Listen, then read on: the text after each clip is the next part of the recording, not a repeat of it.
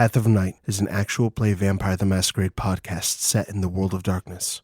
We're all friends, we're here to have fun, but our story can include graphic violence, drug use, sexual content, and other mature themes. Content warnings can be found in the show notes. We talk at our table about safety, comfort, and consent, both as players and storytellers. We know what to expect, we're all excited to be here, and we want you to feel the same. So listener discretion is advised. Now, let's walk the path of night.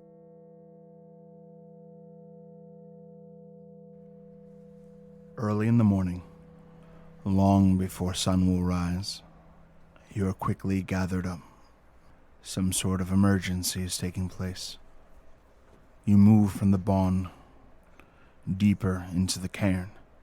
There, an Athro, higher rank and station than you, waits. You quickly check your gear. You find yourselves looking each other one at a time, meeting eyes, unsure of what it is that you are about to step into, knowing only that Grandmother Teresa has specifically chosen you. She, Alpha of Sept of the Green, needs you to move to help defend another Cairn that has been threatened. There's a soft boom and a shimmer in the air where the moon bridge opens. One at a time, you cross through into the light, stepping onto a path that shines with the light of the moon and serves as a near instantaneous shortcut to your destination. Travel happens over the course of seconds as you bound forward, headed to the place you need to be. The theurge of your pack cracks a moon glow to ensure that the journey is safe. When the Talon, the spirit bound within, utilizes its power to protect your journey, you go unchallenged, unthreatened, and ultimately step through on the other side, arriving to another cairn, a place called Sept of the Sleeping Giant. One at a time, you walk through, and you are greeted by a man who is bloodied, wounded. He has very light skin, ginger hair, green eyes, and scruffy beard. He's barefoot, his flannel is tattered, jeans worn. Despite how tired he is, he seems relieved to see the group of you. And he hails. Hi, my name is Thomas. Puck's last laugh.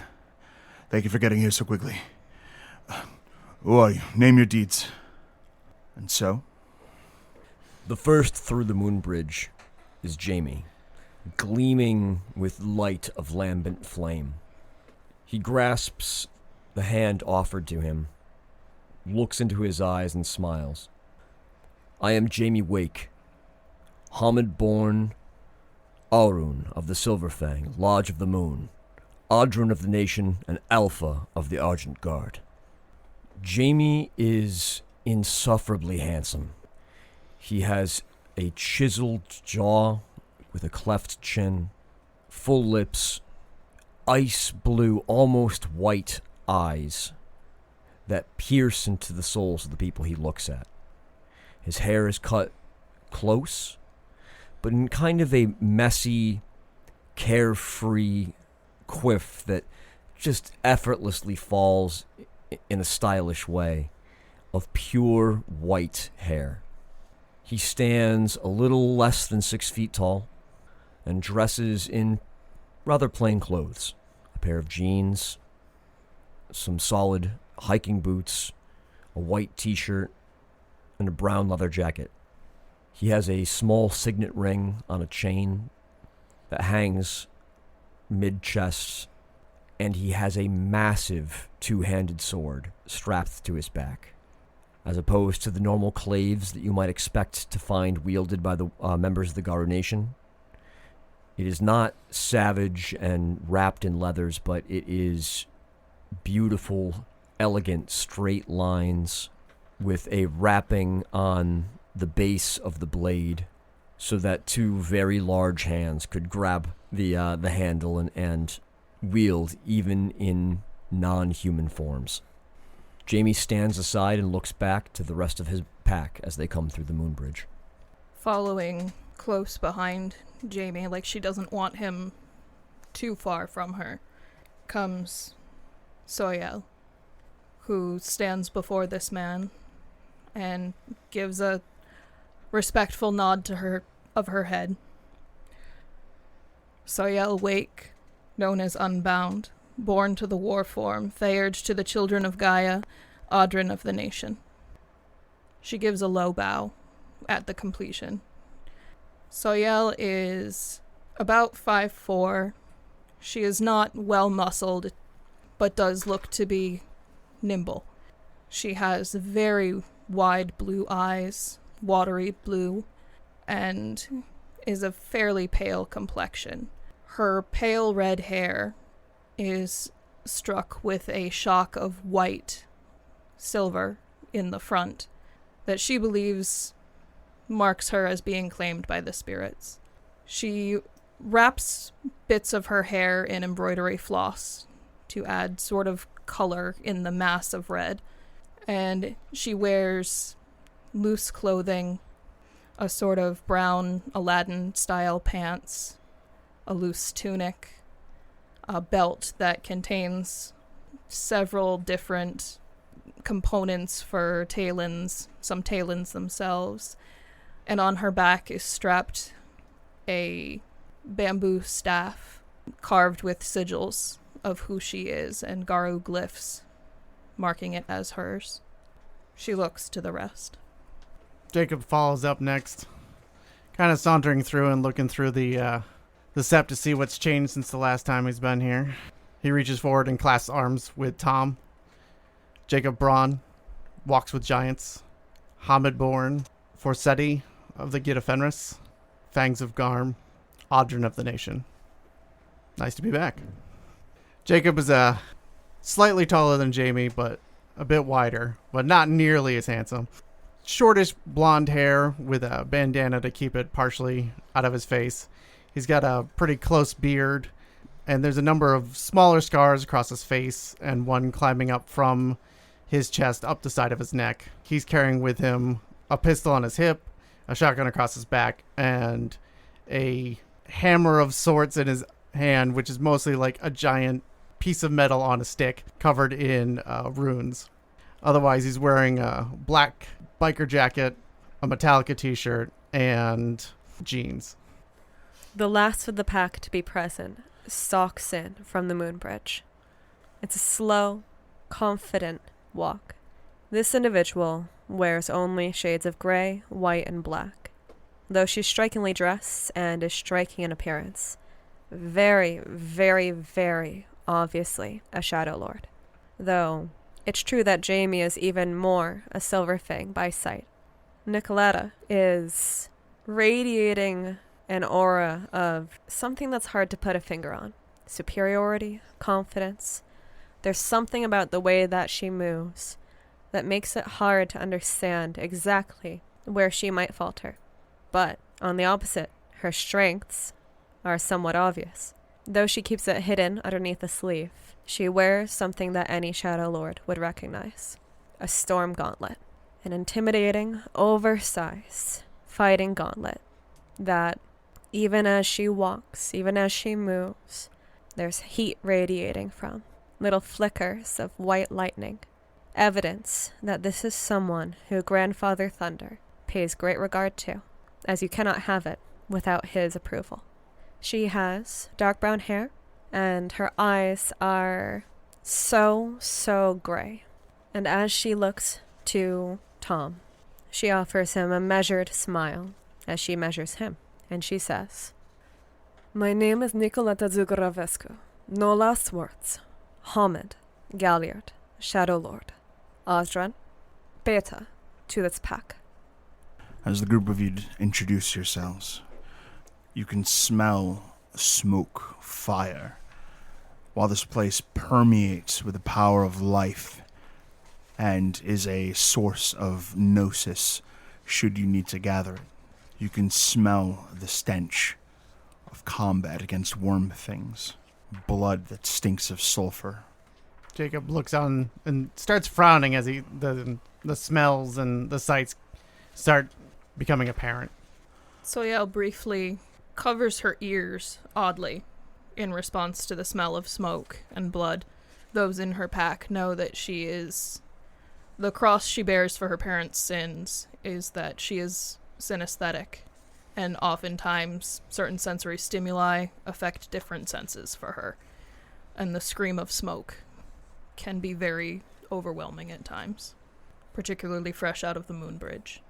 Jaimie puts a reassuring hand on her shoulder and smiles at her. She gives a reassuring smile, like, I'll be okay. He then turns to Thomas. Thomas, are we at war here? I haven't been here long. When I arrived, there was most certainly an attack at hand. There's, he kind of points off towards the woods a bit. There's one survivor among the gore. She's that way.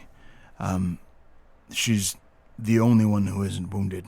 Not to brag, he smiles as though it's clear that he is a bit of a braggart. I kept her alive. I actually arrived here on my way to the Sept of the Green. There's news that needs to make its way to the king. What news is that? Oh, it might be a longer story. Why don't we take care of this first? He calls out, Heidi. But he gets no response. Damn it. There's still some cleanup happening. I'm sorry, what was that? Have your people got the healing under control, or could they use assistance? Well, I took a serious guess. He kind of pulls up his shirt, and you can see what looks like a single claw had dipped into his intestines, and there's actually some of his intestines are exposed. He doesn't seem to be slowed down by it, but Well, he's Garu. he certainly suffered a wound here. She holds up a hand like she would offer to heal it if he would like. Please. He kind of like shifts over towards you. Who the hell was it that attacked you? Warm things. I don't know what. I've never seen it. They're like Fomori, but it's something else. Jaimie trades some troubled glances with the rest of the pack. The spirit side of them is consumed. Something else lies within. Which way is this Heidi that you left her? She's back that way, keeping a watch on the bone. The same Heidi? I'm going to go check on it. Soiel, you stay here with Thomas and catch up with the rest of us. We're going to go search out the area. Can one of you wait, please? I'll stay with my sister. You two go ahead. She noticeably looks relieved.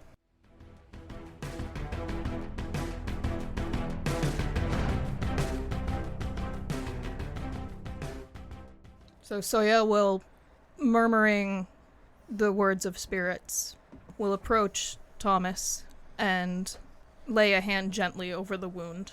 I'm going to be using Mother's Touch. The difficulty is the target's current rage. His current rage is a 2. Heal 8. Oh, that's the stuff. Are you a hugger? I Cracks can his arm. I can be. That's yes. what I like to hear. He puts an arm around you. She hugs him with the full knowledge of Thank the you. wound she just healed and Thank gives him a couple reassuring pats. It's got that itch, and it heals fast. Mm-hmm. I love it. It means I didn't die. All right, so. And she will look to her brother for further direction. I think we should probably get moving on. Thomas, are you watching the moon bridge? Yeah, I'm keeping an eye on it. The last thing we need is some sort of attack from a pit. He points to some of cabins that are kind of centered around what looks to be the mound, the like central social place for the sept itself. And around the mound itself, you can see there's Celtic knotwork, Nordic knotwork, various forms of artwork, and totemic symbols that have been put up, kind of meant to honor the various pack totems that are here. And it looks like this place at least had 4 fully operational packs that were here, and he seems to be implying that there isn't a whole lot left at all. As you move around, the 2 of you are moving past the cabins. you can actually see kinfolk kind of held up in cabins with shotguns and handguns, and they're basically in survival mode in light of the attack that had happened here. We're moving at a good jog, and I'm going, Heidi? Jacob, you jog past what are some clear signs of combat. Claw marks in trees. There's blood splattered over grass, against branches, bone and meat hanging from, like, bits that are strewn up over branches. Whatever happened here was extremely violent. As far as bodies go, you do pass by a couple of Garu who remain, both of them heavily wounded, and they seem to be cleansing and pulling bodies out of the area back to the Braun, which is like the border of this like sacred land that werewolves kind of maintain and protect. Now, at a certain point, you become confident that you have found your sister because you can smell cigarette smoke. And, this 17-year-old Cleoth, very new to the nation, just underwent her rites of passage mere months ago. You find her leaned up against a tree, smoking a cigarette, staring at something that is scratching and gnashing its teeth at her, that dangles upside down from a branch, trapped there by some trick that she laid out to ensnare the beast. The beast itself has orangey, spongy flesh, rows of teeth, claws, eyes in unusual places, and every time it thrashes out towards her, it seems to get a little more tired. She doesn't respond to you, exhales smoke through her nostrils, and stares at it while she smokes her cigarette. As you get close to her enough, within conversation distance, Right. you can see that up against the tree with her, there's this, honestly, a stick. It's like a 5-foot stick that's got a pointed end, and she picks it up and she starts poking at this thing to see what spots make it cringe and yelp most. What do you want? Well, looking for my sister, but... She puts her poking stick down and turns to address you. Blonde hair, bright blue eyes, much, much smaller than you, but equally mean. She doesn't have the scars like you do, and is wearing, sturdy jeans, hiking boots, belt, jacket. On her hip is what looks like a dagger that was carved from some worm monster's fang. And a Megadeth t-shirt. And a Megadeth t-shirt. What do you want, Jacob? Why are you here? We got a call. Heard that you guys could use some help. Does it look like I need help? It was a kind of a group y'all, but... She turns and spits. On your way, Jacob. You want to tell me anything? We're here anyways. Worm things. The same things that our sister was investigating a while back, before she vanished. And now they're here. It seems like they're everywhere. Where's Dad? She kind of gives this shrug. I don't know. He wasn't the same after it happened. Yeah. He still should be here. Both of them should. Fair enough. During this conversation, Nicoleta, who some of the group call Nico, has taken an interest in examining, not physically, not getting too close, but it's unlikely that until they're dead, we'll have a better opportunity to study this worm creature. She'll heighten her senses. She can't see any of the oranges based on the fact that, well, honestly, like some of the lupine-born, she suffers from monochromatic vision. But she can see the other details, and she can see them well as she uses that gift. With her heightened senses, it smells awful, whatever these things are. Looking around them, sniffing them, parting chunks of skin inside, you notice something that catches your attention. One of the bodies of these things that are strung about the forest. One of them has what some Americans might call a sick tribal tattoo. It's stretched and disfigured, but whatever this thing is, it was a human. This looks like a human's interpretation of a tribal tattoo, not a tribe of the Garo. It is what one might call a sick tribal tattoo. It's like a weird, spiky, knot work, new metal vibes. Yeah, some barbed wire. Nicoleta turns. She lets the conversation roll to a pause, recognizing that this has quite a bit of weight. But once it does roll to a pause, she does interject to say, "These were once people. Do we know the source?" Heidi looks up. A friend of the Sept is supposed to have information in the morning.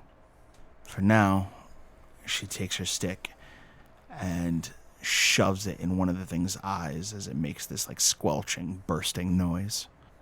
It screeches in pain. For now, I'll be fine just making an example. Jaimie strides up to the group. Alpha. He nods at Nico, glances over at Heidi. You're Jacob's sister. She doesn't spit back any insult towards you or anything like that, but it seems like she gives this look that you recognize far too well. It is the look of someone who is indignant that their identity is merely the extension of another. And she speaks up. I am Heidi, Heartseeker Braun, Hamid, Godi, or Theurge, of the Get of Fenris, Cleoth to the nation. I am the keeper of the land here, and it is my job to maintain it, clean it, and look after it, and these things have made a terrible mess. Well met, Keeper. Well met, and she shoves the stick into the next eye. It squeals again. It seems to me that you've done a fine job here. I've heard plenty of tales about your family from your brother, but even beyond that, I've heard well of the Braun family. You're all legends in the making. You are kind, Silverfang. Just truthful. What can we do here to ease the burden that you have, Keeper? Our Alpha is missing.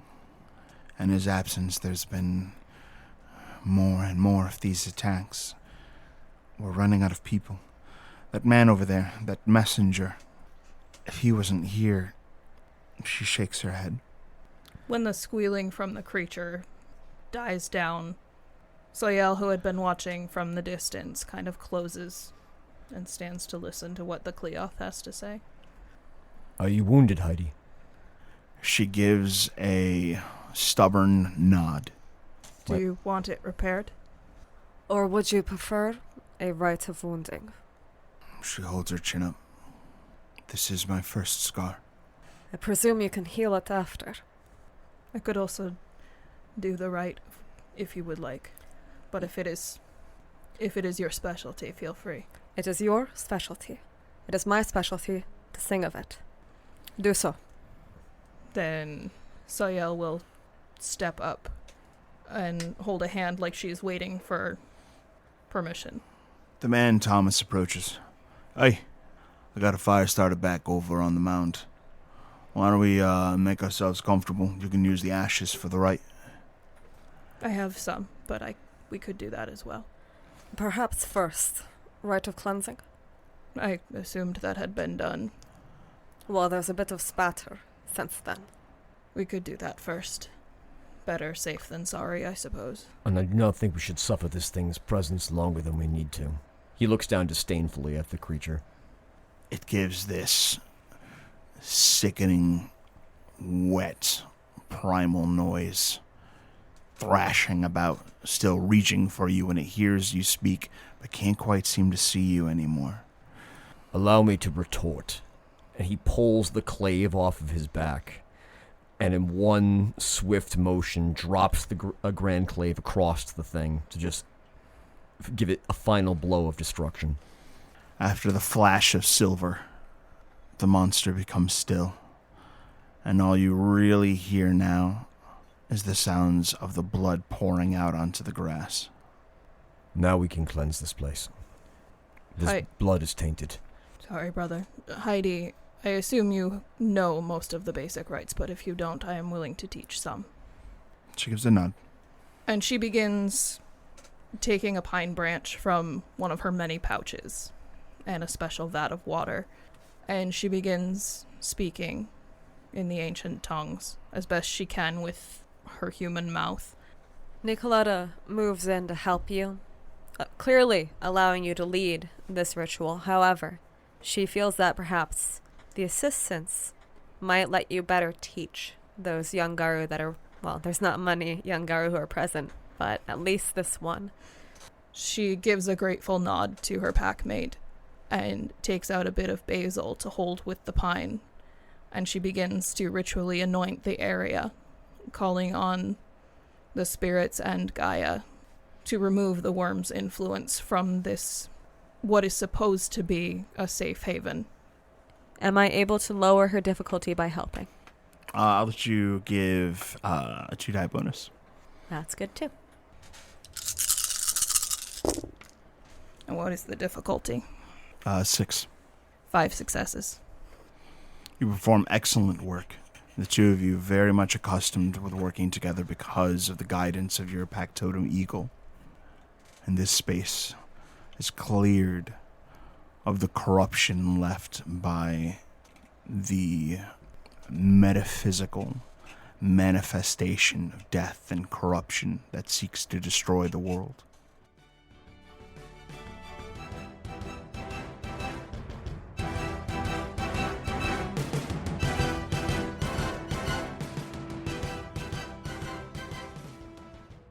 Once they finish the cleansing, I'll start leading Heidi with a hand on her shoulder on the near side, not like across her shoulders, and kind of lead her back to the fire and away from all of this. Once her anger for the situation and whatever it is that she's feeling for having needed to be saved by some stranger, she starts to let go of it after you put your hand on her shoulder, and she walks back towards the fire, leaning against her older brother. You stepped up when you needed to, and even if somebody else came in to help, it still matters.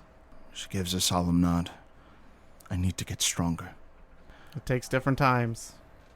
Don't be reckless. That's my job. Yeah, she gives you a look at the don't be reckless comment. Kind of a bold card for you to play, Jacob. Do what I say, not what I do. You know how it goes. I do. We are werewolves. We join packs to cover each other's weakness and to raise each other's strength.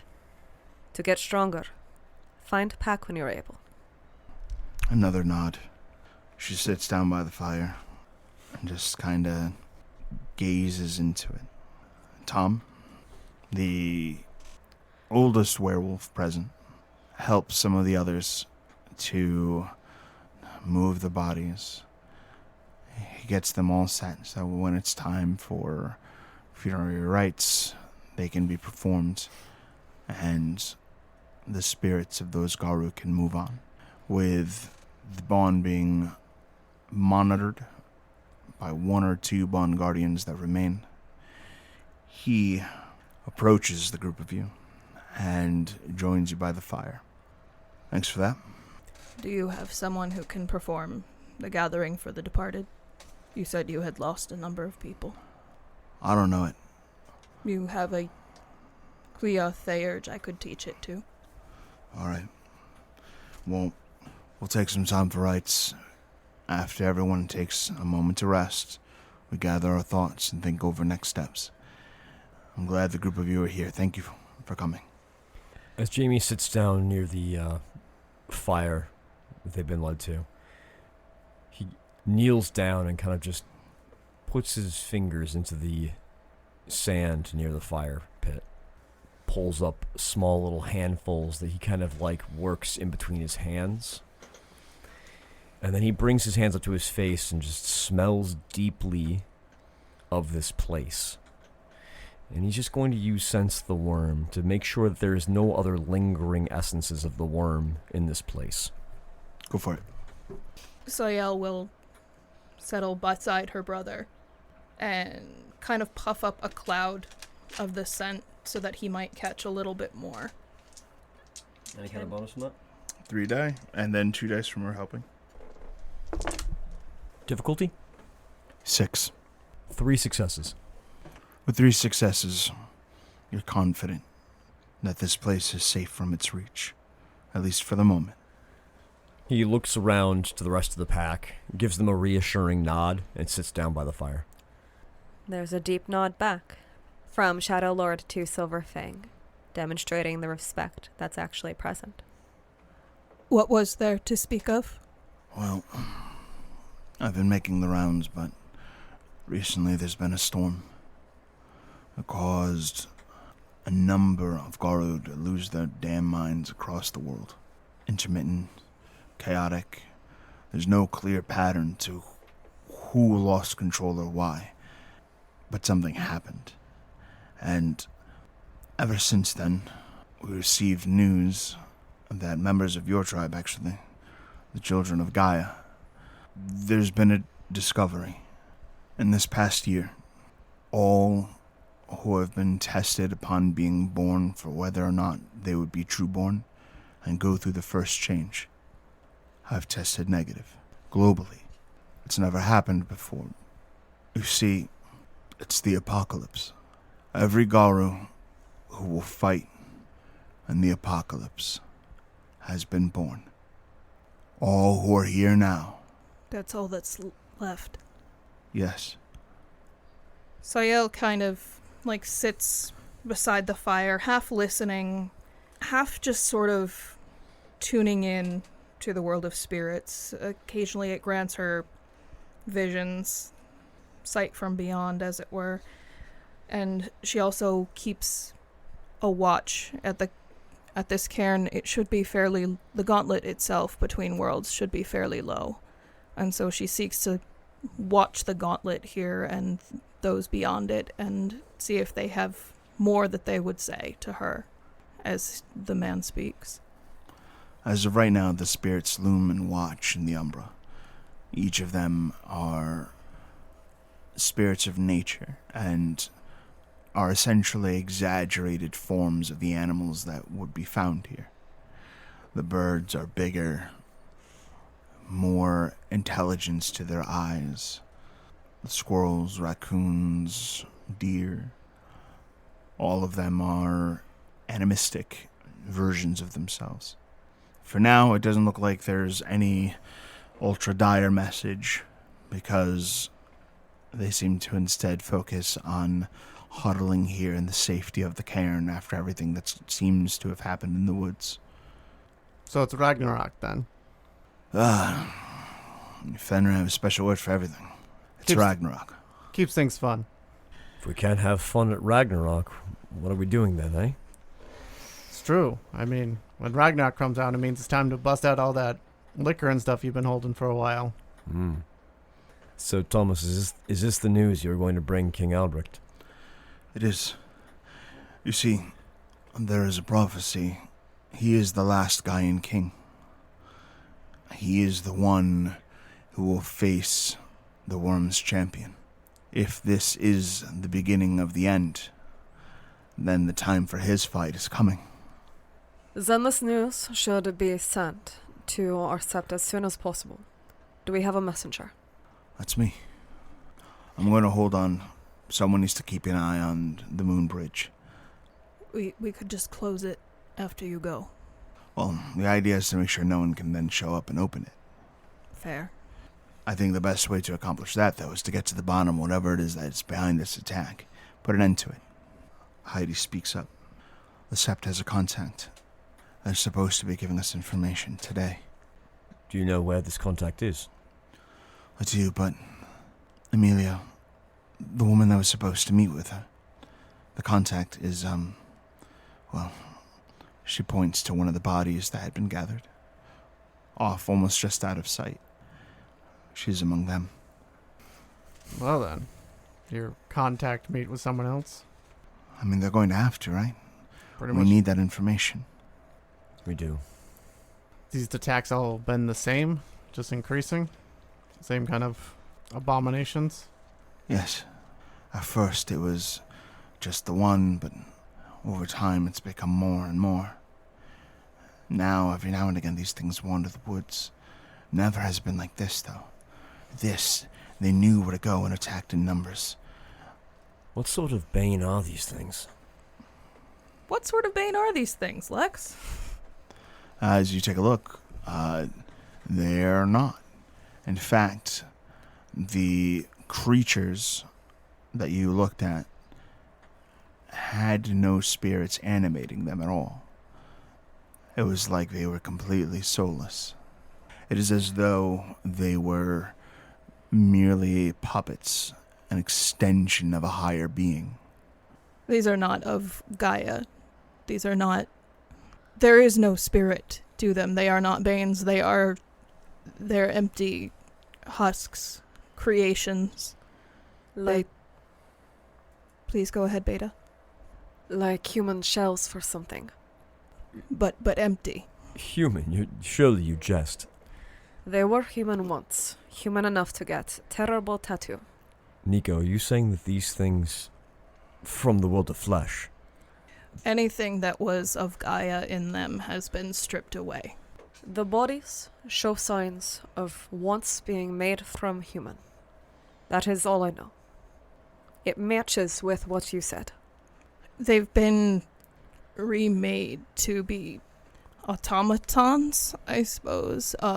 Sort of.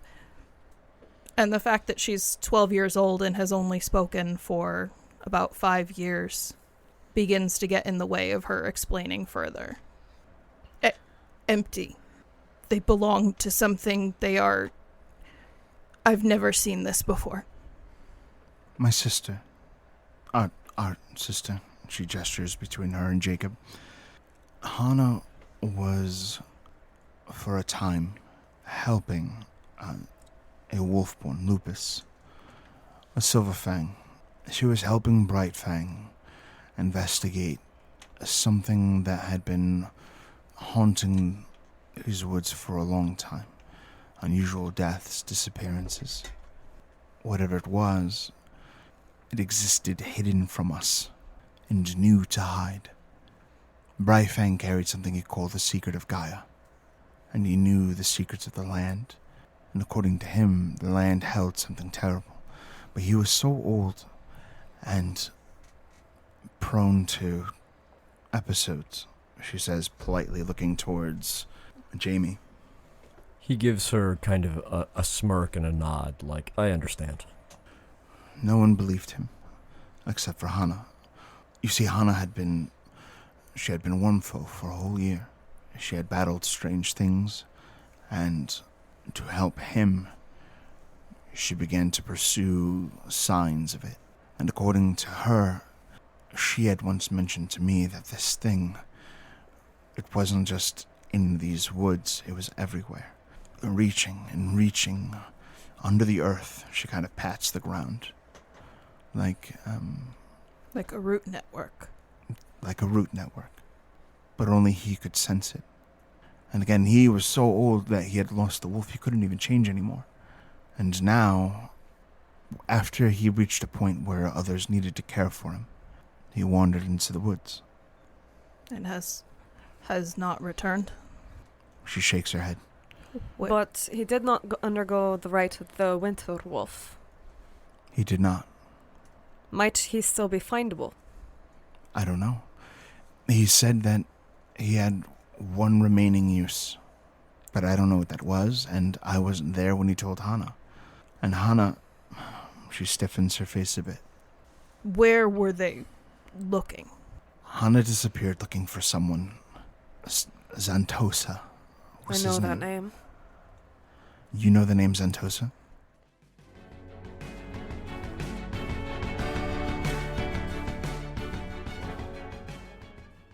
A grandmother of mine was in a pack fighting in the old country. That grandmother of mine was taken by that family under someone else's direction. Some kind of witch, servant of Kupala, some strange leech magic. They were able to use it to make my grandmother an abomination. And after that, the trail goes cold. And this is what Hannah was looking for? This is a vengeance I've kept in my heart for a very long time. Nico, you've told us this story many times. Yes. A Xantosa is involved. I don't think I've ever heard that name there before. There was some name... Again, it's been a while, but the name told to me was Vito. Vito Xantosa? Vito Xantosa was the person she was looking for. Leeches in their long lives. Would it be possible to get... Did either of them know the location where this thing called home? I don't know. If we could find him, and perhaps we could, with... I have the right of the questing stone if we looked for his home, perhaps. Yes. It may well be fate. That we would be his last purpose. How long has it been since he went out to the woods? He disappeared into the woods almost a year ago. It's a long time to be missing. And when did your sister disappear? In the beginning of the year. And now, the alpha for the sept is also missing. Yes. Our father. How long ago was that? Very recent. How much time until the messenger is meant to meet with us? A few hours. Soiel, do you believe you could do questing stone? Perhaps in that time? I think if I started soon, yes. Alpha? A quest to what end? To find this messenger? This Garu who had some knowledge, perhaps? Was Emilio? Was that the name of the fallen? Emilio is in Gaia's hands now. The Bright Fang, was it? Bright Fang. Was He's the old wolf. the old wolf who disappeared into the woods. And Vito Xantosa is the one perhaps behind all this. We should make a choice. I'll trust all of you to make a choice what we should seek while I mark Heidi's first wound and show her how to perform the rite for those who have fallen for Gaia. She should know, if she does not already. She looks to Heidi like, if that's okay with you. As you are Odoran, you lead the nation. This is the first steps to our rank. And there's an approving nod. Well, it sounds like a lot of work, and I think you guys are on the right path, if I don't say so myself. And he steps away, heads over to the cabins. Mr. Emberstone? Yes. Emberstone. Where do I could have sworn I know that name. I don't know why. I'm getting paranoid of this guy. Because you're Shadow Lord? Yeah. Oh No, no. but we're that all- vibe is real too. Oh, that's why I sense worm. Yeah. We're all paranoid of this guy. Can I focus that heightened senses on him and see if there's anything that's a giveaway? What kind of giveaway? He's got creepy green eyes. I don't Green know. like worm taint. I don't know if I would know what to be looking for, being that I have some camp ties that would give me my own personal knowledge of what it would be to be in disguise. Go Krynos. Just let me see it. Or can you not, Coyote? If I know there wouldn't be something that I could look for, then I suppose the point's moot. As far as disguise goes, he does seem to... There's no, signs of dyed hair or anything like that. Maybe this be a primal urge check? Just following your gut instinct that fuck this guy, something's creeping me out? No, I'm gonna say this is gonna have to be RP. Okay, just checking in. But he heads over to the cabin, gives a knock on the door, one at a time. The kinfolk actually start coming out of their defensive position. People start to relax as whatever attack has taken place before the group of you arrive has subsided. People certainly don't return to their day-to-day activities, but a lot of them are making their way over to where the fallen Garu are. And as they identify people, there are tears, shock, concern, sometimes this creeping apathy. You can tell which kinfolk have lost people they love before this, those who have become used to it. And they will actually, a number of kinfolk, will tend to the grave of hallowed heroes and prepare spaces for those who have passed on. Now, Thomas will return with beers and sets them down. He's like, all right, so how about some stories? The rites are being prepared. Everyone needs to get a little bit of rest. You, sir, Silverfang, what's your story? My story? You mean why is an Englishman here in Connecticut? Yes, if you don't mind my asking. I do not. My deed name is Last Prince of Emberstone. Emberstone is an old family, an old house of the Silverfangs. And to my knowledge, the only ones left of my line are myself and my sister. As she lays out the components needed for the rites that she'll perform, she still smiles to hear her big brother refer to such a close relation to her. But my family was under the guard of House Austere Howell for a long time.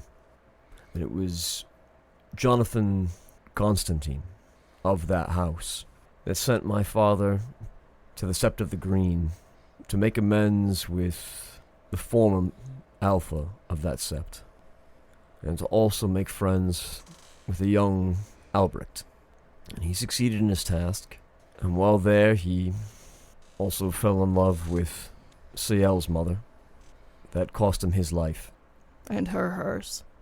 But Jonathan Constantine decided to send me in his stead. After that, shortly after my first change, Jonathan Constantine died, and his niece, Queen Anne, took over. I do not know if you have heard of the fall of House Austere Howell, but like many things the Silverfangs tell, half is the truth, and half of it is lies. He shifts at that. There's like an automatic affirmative nod from Nicoleta at that. So which part of your story is a lie? I'm actually the last prince. Jaimie smiles wide. Soiel goes back to preparing her rituals. Well, I'm gonna tend to the land. Help out. If you want a story from a galliard, I intend on telling one in the morning. A song of heroes before it is time to go. I'd love that. Leaves out beers for the group of you. They're cold, I hope you don't mind. I've gotten used to it with my time in the States. But, I just put bread in a blender for him. he makes a face, but... Jacob also makes a face. While you're at it, do you mind finding some beans to put on some bread for me? I'm kidding. You only said that because I sighed. That may be the funny one, Jaimie. I'm not very good at it, am I? You're getting better. Anyways, as Jacob cracks open a beer, downs it all in one go, crushes it on his chest, and opens another one. I thought it was made out of glass. It was. He stands by what he said. Either way. You smash the glass bottle upon your chest. Heidi lets out a sigh. She'll open a beer. Start drinking. Nicoleta will join. The rites are performed. Time is taken. And you get a little bit of a chance at resting before the group of you will have to set out and find out just what it is that is responsible for all of this. Before dawn comes, it becomes just the group of you, gazing up at the stars and alone, and shining over you is a blood-red star. For a time, you could see it in the umbra, but this year, mere weeks ago, it became visible to the mortal eye, and Thelios, the eye of the worm. After your time listening to Thomas's story and seeing all of this, it becomes increasingly clear to you that these are, in fact, the end times, and that Ragnarok, or the apocalypse, as some might call it, lies just ahead. With the rising sun, you perform your rite, greet the sun, and enjoy the blessings of Helios. Its shine seems to be the only thing that keeps the eye of the worm from being visible. The kinfolk make quick breakfasts, pack up their things, and head off, whether that's to work, their homes, anywhere they need to be, to avoid having to face the tragedy that has struck the sept of the sleeping giant. Heartseeker, or Heidi, approaches the group of you with eggs, milk, some fruit, bread, despite being something she put together on the fly, and ends up making for a pretty good breakfast. The first of you who is offered this food and the opportunity to eat is Jaimie. She brings small plates to each of you and arranges food for herself to eat last. Jaimie holds off on eating till everyone is served. Once everything has been portioned out and plated, he nods over to Heidi. Keeper, thank you for feeding us here. This meal looks incredible. We're grateful for your hospitality. Thank you for being here. Not so hardened as she was when you first found her. She sits down next to Jacob, rests her shoulder against his, much, much smaller than his, and together the group of you begin to eat.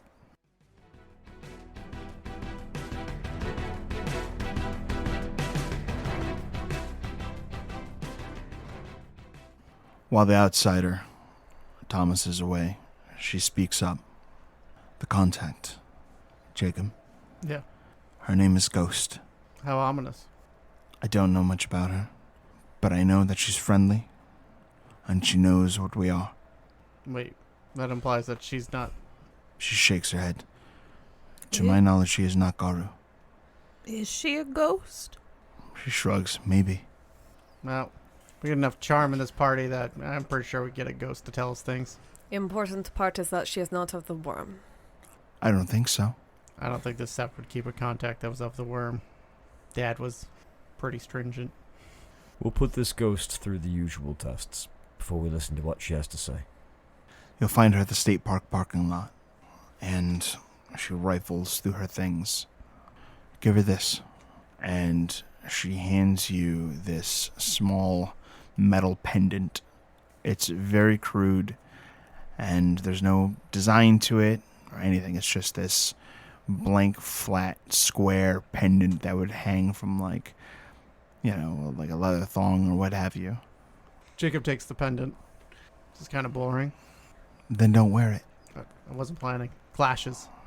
Do you want to carry it, or do you want me to I'm put it? carrying it now. Okay, then you go ahead then. All right. Who wants a brisk walk through the park? Well, I suppose I'm ready if you lot, huh? One thing. I said I wanted to tell you a story. And we have time for that yet. Soiel nods fairly enthusiastically, being pretty much a fangirl of her packmate's stories. If the other man who was here would like to stop by and hear it, good for him.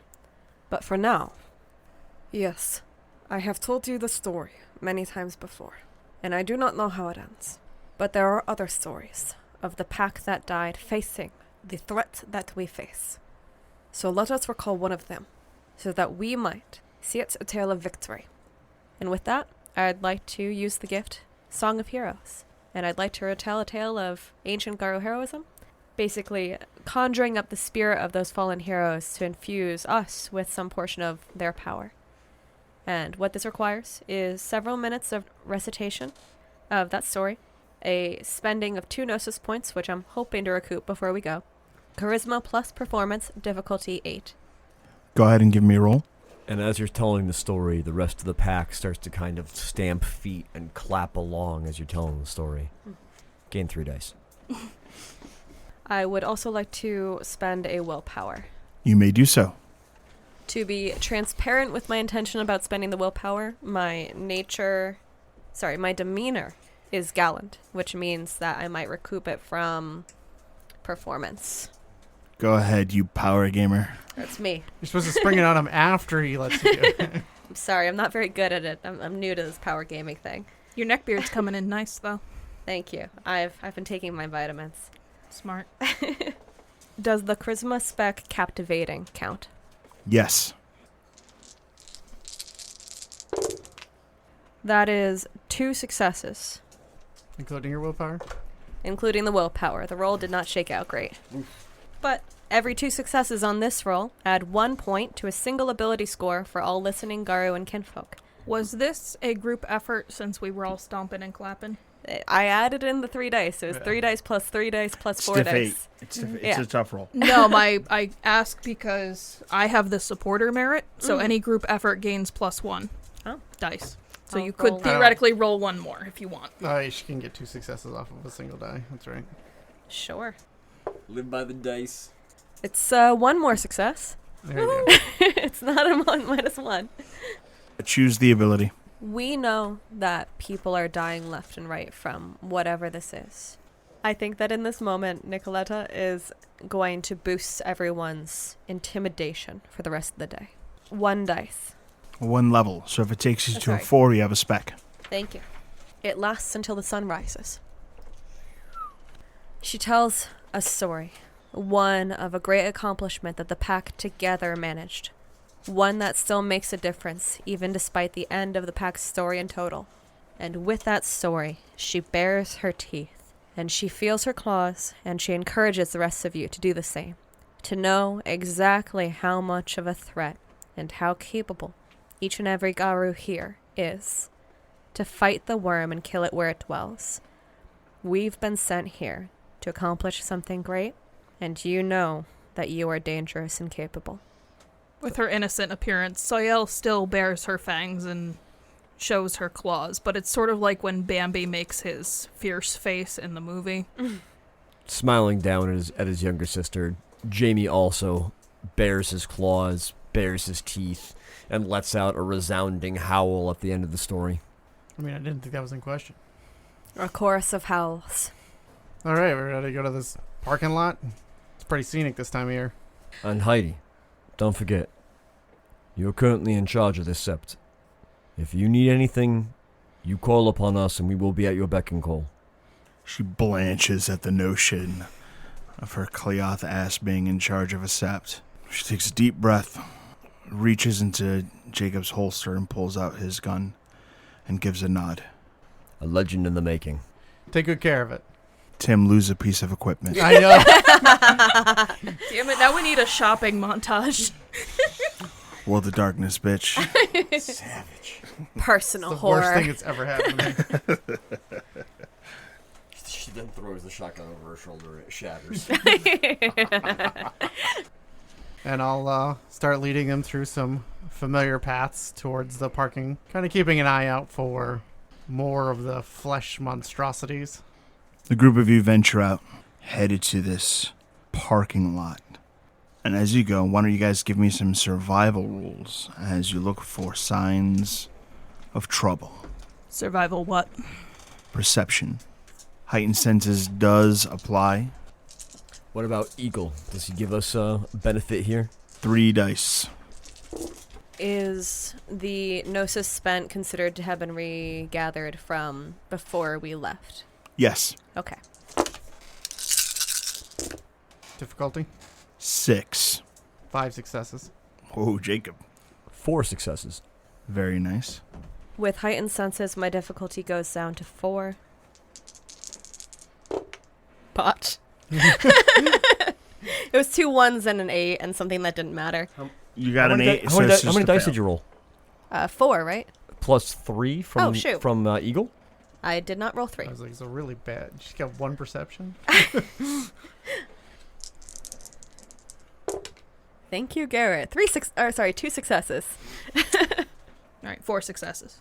Hey Lex, did you plan for the contingency that we might roll into Hell House and just fucking clean house? I thought about taking overconfident as a flaw. You should have. It's free points. Free points. 3 points. You know No what? flaw. Let's put it on a sheet. As you journey through the woods, every now and again, you see these eerie, out-of-place mushrooms. They grow along the forest floor, up trees. You can see trees that are withering and dying because of the nutrients being sucked from them by the mushrooms. Sense worm. Go for it. Alright, what's the difficulty here? 6. 4 successes. With 4 successes, you can sense the presence of the worm. And when you look into the umbra, there are banes that creep through this place. Oddly, scrags, banes of war. Whatever it is that's going on, there is a great conflict brewing. In addition to this, blood banes creep about like fat ticks, looking for a new meal. The sight of all these things puts a sour taste in her mouth, and she just kind of stops and tries not to throw up, and just kind of looks around warily. There's worm here. There are scrags. There are bloodbanes so fat they can barely move. There's conflict coming. This is a very bad place. I dreamt of Masha ripping her way out of my mother's chest. Maybe this was it. There's a great deal more work to be done here before this place is clean. I don't know if this is a place that can be cleaned. I have to believe that there is a way. Before any of that can be done, we need to strike at the head of whatever's causing this. Get rid of whatever's sending those things. Looks like it's declared war on the Sept. I don't know if war has been declared, but there are scrags ready for war. War is coming to this place. Alright, let's be careful to steer clear of the Umbra for the time being. It sounds like we cannot travel there without much fighting. Probably not, no. I don't know. Not much to be done now. Let's go meet this contact. Okay. Whoever's closest to her, she kind of grabs on to shoulders and lets herself be led through, as she's just kind of keeping a wary watch on the Umbra as they travel. Are they going or coming from a specific direction? No, they haunt this place. And you keep an eye on the world of spirits. But eventually, you arrive to a point at the edge of these woods where webs, like cobwebs laid by a spider, crisscross the edge where the plant life meets a parking lot, and where the Umbra, the spirit world, is this calcified, numb zone. It's almost worse. And the world of flesh is an almost completely empty parking lot. There is only one car in it. It is a taxi cab, and out in front of it, kind of relaxing, leaning on the hood while it's still running, is a pair of people. One of them is a young, kind of tough-looking little Native American woman. She cannot be over 5'1", but she's got this trucker jacket on, this like thick denim jacket, big hiking boots, pants with lots of pockets, and a backpack on, and her hair is tied up and kind of hidden underneath this hoodie that she has pulled up. When she spots the group of you, she gives the man that is with her an elbow. The man looks Spanish, kind of has a lot of your very typical cab driver vibes about him. And the two of them have been sharing this like pizza that has all sorts of ingredients heaped onto it so that it's this ugly mess. Has Dougie made this kind of pizza before? He refers to it as a garbage pizza.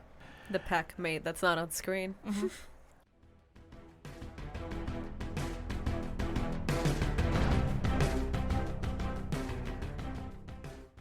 As they spot us, and we spot them, Nicoleta puts a smile on her face. One that is imbued with the natural sort of persuasion that she's learned from her ancestor spirits. Nico, you look like you're ready to just make friends, aren't you? Sometimes my job. Not always. Jacob takes out the pendant and holds it out in front of him. I got the token. Do either of these people have pure breed by any chance? No. Okay. Reflexively, the man, whose mouth is full of pizza, says, "Oh, good deal." Thanks. He's given a shove, but that woman is like, "Get to the car." And he's like, "Yeah. Oh, hey, guys." Yeah. Gives another little wave towards the group of you. There's nothing that feels menacing about this man, aside from the fact that he does not seem at all afflicted by the innate nervousness that mortals feel when they are in your presence. He just waves to you like the strangers who are armed with lightning gauntlets and swords strapped to their backs are just neighbors. And, almost disappointed that he can't have a nice chat with you guys, heads over to the driver's side door, and he gets in.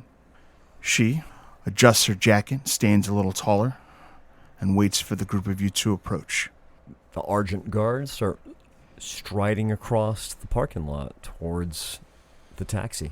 Soiel gives a smile as they approach, trying to look non-threatening. There's not a whole lot about her that is threatening. As you get close, a couple things you'll notice. One, on the passenger seat of the taxi, there is a shotgun. This man who is in the driver's seat, clearly it's meant for him in case, things explode into a fight. But he doesn't seem particularly wary, and he isn't really keeping track of where the gun is in relation to him. The next thing you notice is that this young woman has a great many little charms that seem dedicated to the moon. And she says to you, "Good morning. I am Pequot's ghost." Jacob gives a nod like, You're not the person that I was supposed to be meeting. Where's Emilio? With Gaia. What does that mean? There was an attack. She didn't make it. We were sent in her place. Perhaps names first. With that, Nicoleta points out each person's names in turn. Nicoleta goes over the deed names. She adds, "I'm of the Kwame." Does that mean anything? Yes, it means something. That was more of an out-of-character. Oh. I'm okay with that leaving. Out of game? Not particularly, Okay. no. Great. No. Okay, then we can go back to, is that something? Yes, it's something. Oh. What kind of something? We haven't met a Kwame before. She smiles, like a really wide smile. Jaimie inhales a deep breath. You don't smell as though you're of the worm. Actually, I should probably roll. Yeah, I'm on it too with Scent of the True Form. 2 successes. With 2 successes, you get a sense that she is, in fact, not of the worm. 4 successes on Scent of the True Form. Ah. Breathe in her scent and recognize that she is one of the Bastet, a werecat.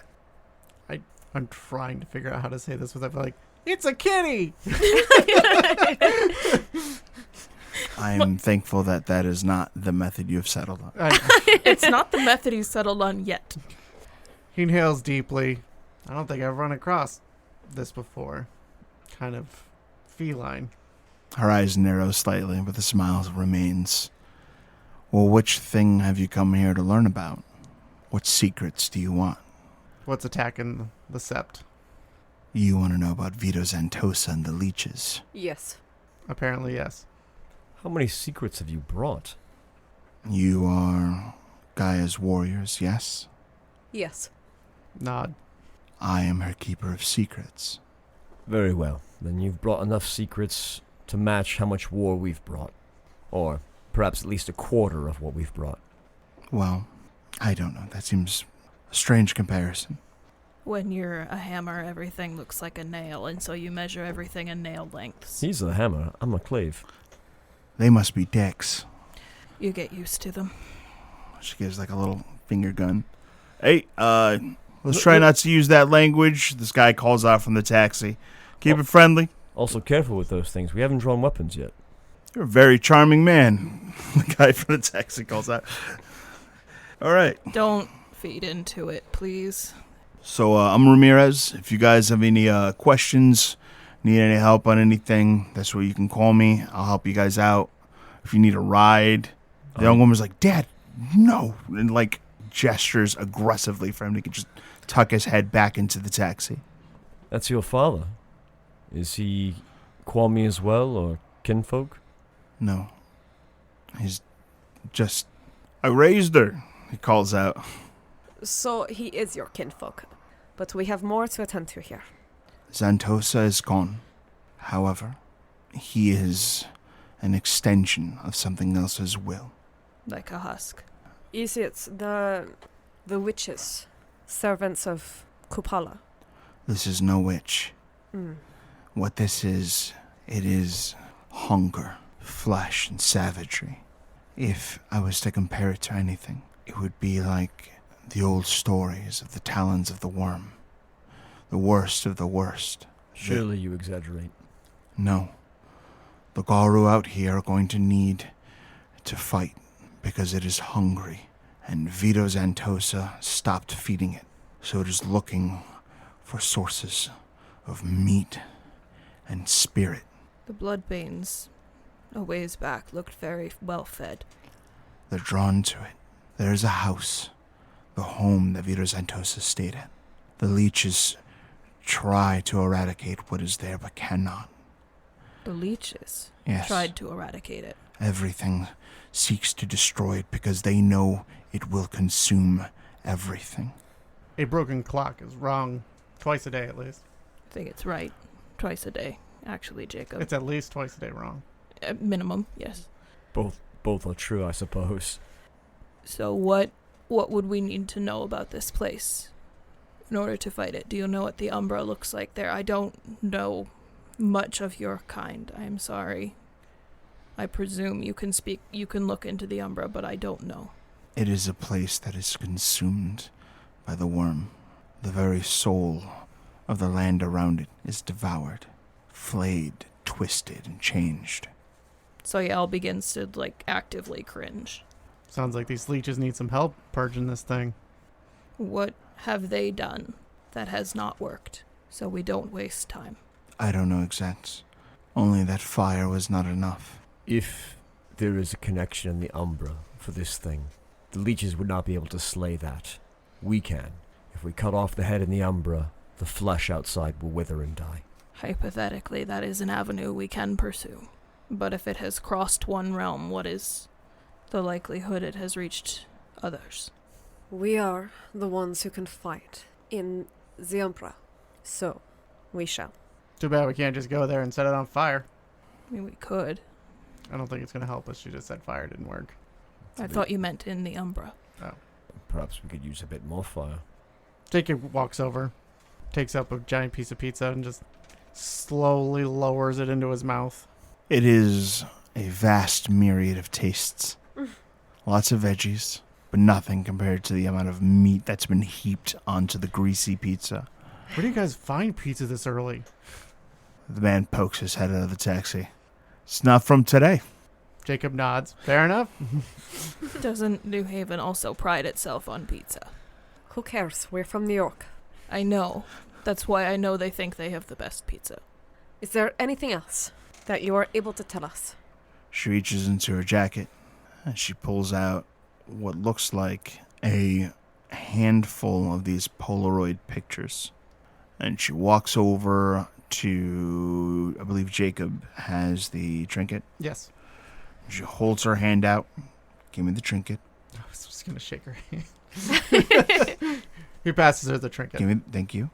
And into Jacob's hand, she slaps a small stack of these Polaroid pictures.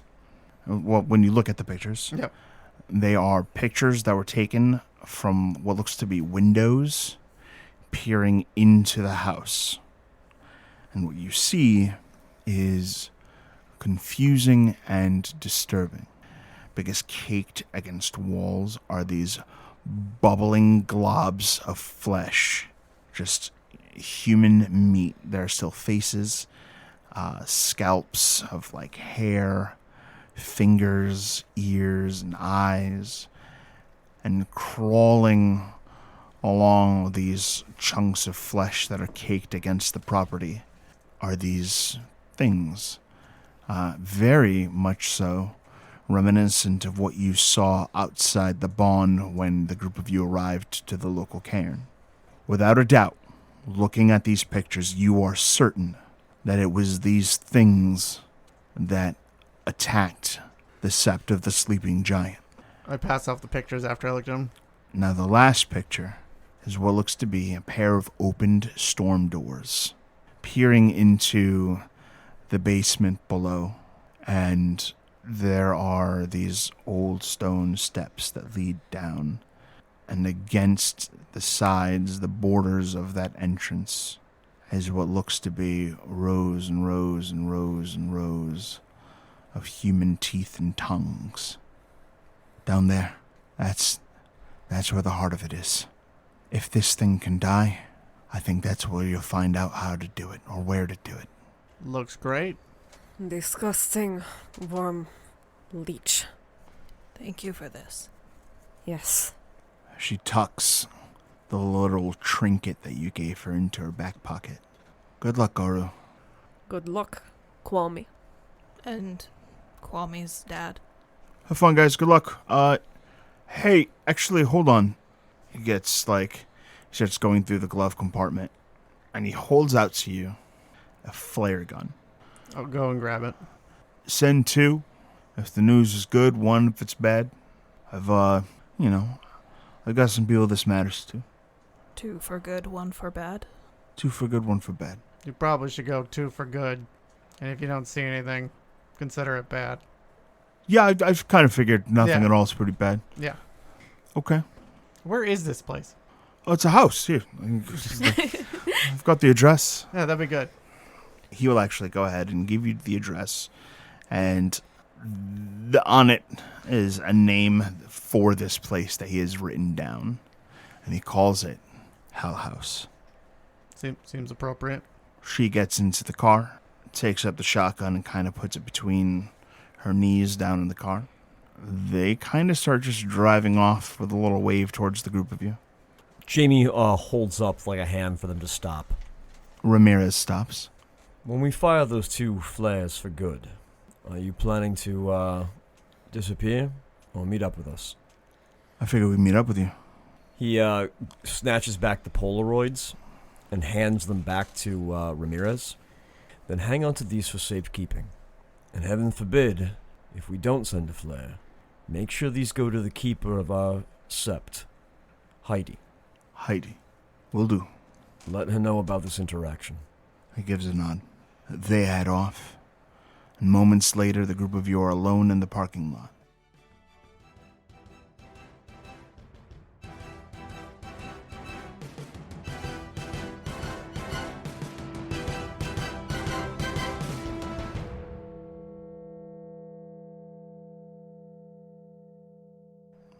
The group of you venture for hours, finding clues about the nature of this creature, whatever it is. You cross the city of New Haven. Even the local populace seems subconsciously weary. The spirit world here is infested with the same bloodbanes and spirits of war that you had seen in the woods, perhaps even more so. You do what you can. You perform rites. You hunt and kill spirits. You make whatever small dent you can make into the troubles of New Haven as you make your path out towards Hell House. And after hours, you cross into the wooded area that is controlled by whatever this is. And almost right away, you can feel a sensation of being watched. Your hackles rise, and you stalk through, moving much more slowly and carefully. As twilight comes, you find yourself walking along the side of the road that leads to the house itself. When you see it, Erika, the land around it is consumed, drained of life in the spirit world, as though some sort of festering wound has been left. Soiel stops suddenly as they approach and just stares for a minute, shifting from the lupus form they'd been traveling in. Almost like a reflection shifting on the surface of water, she elegantly shifts between forms until she reaches her Hamid form and stands, hands covering her mouth, and just begins sobbing at the sight of the hell that's been wrought on the spirit world here. And there is just, for maybe the first time in her very short time here, there is despair at how do we even begin to repair this? We can stop it, yes, but if this is what the worm is capable of, we're gonna need more than just one pack. But all you see is her wide blue eyes just begin to shutter tears. It's so bad. Don't look. Don't look at what this place has done to the Umbra. How bad is this, Soiel? I don't... It's like a bomb went off. It's like... It's blood. It's twisted. It's nothing. It's sick. I don't... It has to be stopped, but... Jaimie kind of grabs her and, just turns her gently so that she's looking at him, and he gives her a big, reassuring smile. We're going to stop it. But how do we fix it? We'll worry about that after this thing is dead. We're going to stop this thing. He looks at the pack in turn. It will not survive the wrath of our pack this night. With that, Nicoleta shifts from wolf into human form as well, making eye contact with the two. She focuses in on Soiel. We are being watched. Do not give your tears anymore to these things. Before we go in, I could unite our minds so that we may speak silently, and they may not hear anything to feed their swollen egos. Sounds like it's time to get to work. Yes. With her pack kind of giving her reason to rally, she nods and hastily wipes her face and kind of nods a few times. Okay. Jaimie, having given her that reassuring smile, does the same to everybody else and gives that inspiring feeling that he often does to everyone else. And he will spend Gnosis to give everyone a point of willpower. Is this additional to what we have? Correct. I would like to spend it nearly immediately. Is everyone here willing to be connected through Mindspeak? Yes. Yes. Okay. The extra point of willpower is spent, and 2 more. It's a manipulation plus expression roll. Difficulty of the victim's willpower if the being is unwilling. How does it work if it's willing? Just works. All right. All those included may interact normally through Mindspeak. And it's just normal conversation, no mental images or anything? Correct. Okay. Basically, it ends when everyone wants it to, or if I were to fail against you if you were trying to get out. The group of you make your final preparations. Any necessary rites, gift activations, anything the Garu need to make ready for war is done. And when the sun finally sets, there are 2 lights that shine over this coming conflict. One is the gibbous moon. Luna, spirit of the moon, is with you. But the other drenches this land in a crimson light. And you can see Anthelios hanging in the sky. The eye of the worm. Tell me how you guys are making your approach to the house, and let's begin.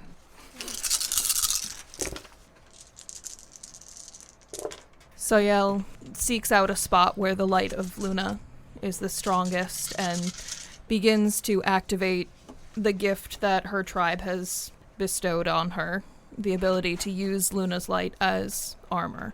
And as she begins, the moon itself seems to wrap around her. In contrast to her almost beautiful donning of Luna's armor, Jacob takes a second and focuses inwards and feels his skin harden all over his body, becoming cragged and tougher. With a bit of focus, Soiel's fingernails and teeth in her Hamid form grow pearlescent, and when they become weapons, they will share the gift of Unicorn. Any opponent bearing a wound delivered by Unicorn's arsenal loses 2 from all attack rolls until the wound is healed. As Nicoleta is making her preparations, she dons the same Luna's armor that you can see on Soiel, but she moves a distance back away. She does her best to find as shielded an area as she can, because she knows what comes next is a bit dramatic. She deactivates the gift for heightened senses, and she activates her storm gauntlet. When this happens, there is a burst of lightning from the gauntlet that strikes the ground, and a crack of thunder. Because she moved away from you, I think that means they don't have to face the willpower roll. They automatically succeeded because of the benefit of Eagle. Aha, so you do not fall to Fox Frenzy. Sweet. And with that gauntlet crackling at her side and the blessing of Luna over her, she walks back to the group. Jaimie draws his grandclave, and as he does, his form ripples and swells, bones break and reform, and he takes on Krynos form. A gleaming white wolf of impossibly powerful muscles stands before you. Sharp contrast to the black wolf that Krynos form brings with Nicoleta. The shimmering armor of Luna's armor falls upon him from the moon, and he glows with both a lambent flame and this surging, wrathful energy of Gaia, proving that he is Gaia's chosen warrior as the worm trembles before him. The silver of his grandclave starts to bleed down into his hands as the very talons that grow out of his fingers themselves become silver. His hands are searing, and you all know that he is in excruciating pain from the silver claws that are now in his hands. Seeing that it is go time, since we are in Krynos and those claws are going, Jacob shifts up into his Timberwolf Krynos form, the gray fur covering him, covered in scars, huge ones crisscrossing his back, his chest, part of his neck, up and down. The shotgun is slung currently, and the hammer is in his hand, and he is ready to depart with a quick nod towards Jaimie. Seeing that she might as well join the party, Soiel easily assumes her birth form and joins them in Krynos. Red hair, white splotch, eyes still wide and blue, but with a certain fire behind them that her Hamid form lacks. Lastly, Jaimie focuses his mind and gives a clarity of the austere mind to prevent him from frenzying during this coming fight. For Gaia, he begins to charge forward towards the house. Initiative. 15. 11. 16. Having dex and wits is nice, guys. 23. As the group of you run, some bipedally, some on fours, the Krynos form can do either. You draw close to the house, now so close you can actually peer into the windows and you see that there's movement. But as you do, the ground shakes and sections of earth give way to swelling, pus-covered flesh. Whatever this thing is, it knows what you have come to do and rises to meet your challenge. Garrett.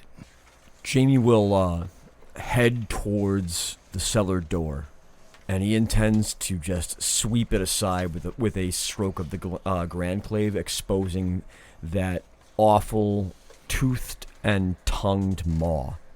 Go ahead and give me a strength athletics. Garrett, how much are you spending for rage? You can spend up to 4. Up to half your rage rounded up. I'll spend 4. The one for entering combat and the one from Silver Claws will be those, and so I'll be down to 6 rage right now. Erika. Looking into the Umbra, is there a spirit here? There are no spirits within this range Okay. of it. It just kind it's likely consumed everything. How much rage are you spending? Oh, none. Okay. I have 2. Rebecca, how much rage are you spending? I would like to spend 2 rage. Jacob. I'll spend 1. Okay, Garrett, give me that strength athletics check, please. Feels very And wrong. this is to get to the spot or to rip the door? This is to rip the door open. Fantastic. Does my grandclave give me any bonus here? It would not.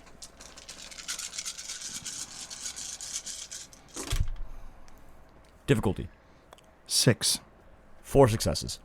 With 4 successes, you rend the storm doors right from their hinges, sending them tumbling aside. Down below, you see it's not quite a maw. It's just the way this flesh that is caked over the cement, stone, and what have you that the home was made out of. It just is. There's all sorts of smooth muscles that line the bottom, like intestines that twist and writhe. It's hard to imagine anything about this is conscious. But then it reveals itself. Below you, hands rip up from the ground, hyperextended, far too long to belong to a human, but clearly once were. We're talking 4 to 5 feet from shoulder to elbow, 4 to 5 feet from elbow to wrist. Long arms reach out of the ground to snatch at you and pull you down below. Is this thing a servant of the worm? It most certainly is. It needs to make a willpower test, and it needs 5 successes, or it will flee in terror from my presence. Each of them will roll. Difficulty? Difficulty 7.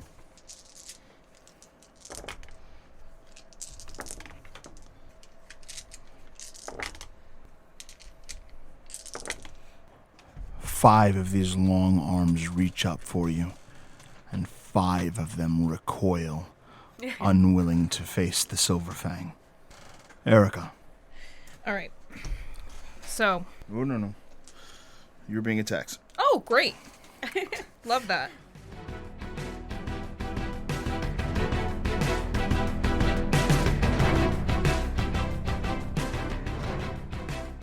You feel a power, some unseen force attempt to worm its way into your mind and feast upon your thoughts. Make a willpower roll, difficulty 6. Can I spend a willpower for a grade of success? Yes, you may. Okay. Yep, spending the one from my bro. 1 success. I got 3 ones. Actually, 2. 2 successes. With 2 successes, it will strip 3 points of willpower from you. These are permanent points of willpower. You got it. Tim, as you are running, I need you to make a Dex plus Athletics check as the ground beneath you gives out, and you become at risk at falling to some depth. Difficulty? 8. 2 successes. You leap over the opening chasm and continue towards your packmates. Rebecca, I need you to make a stamina check. We get the 3 dice from working as a pack, or no?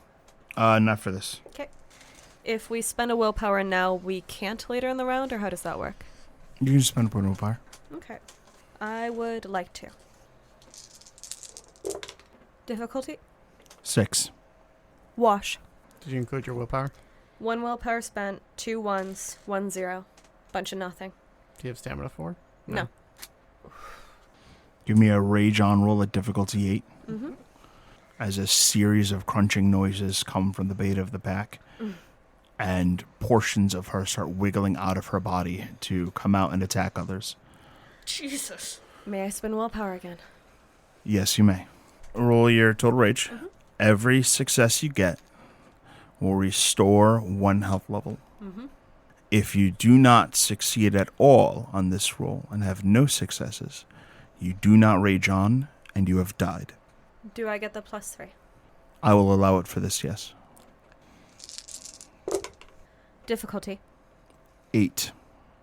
Okay, 3 successes. Heal 3 health levels. And for now, you're still alive.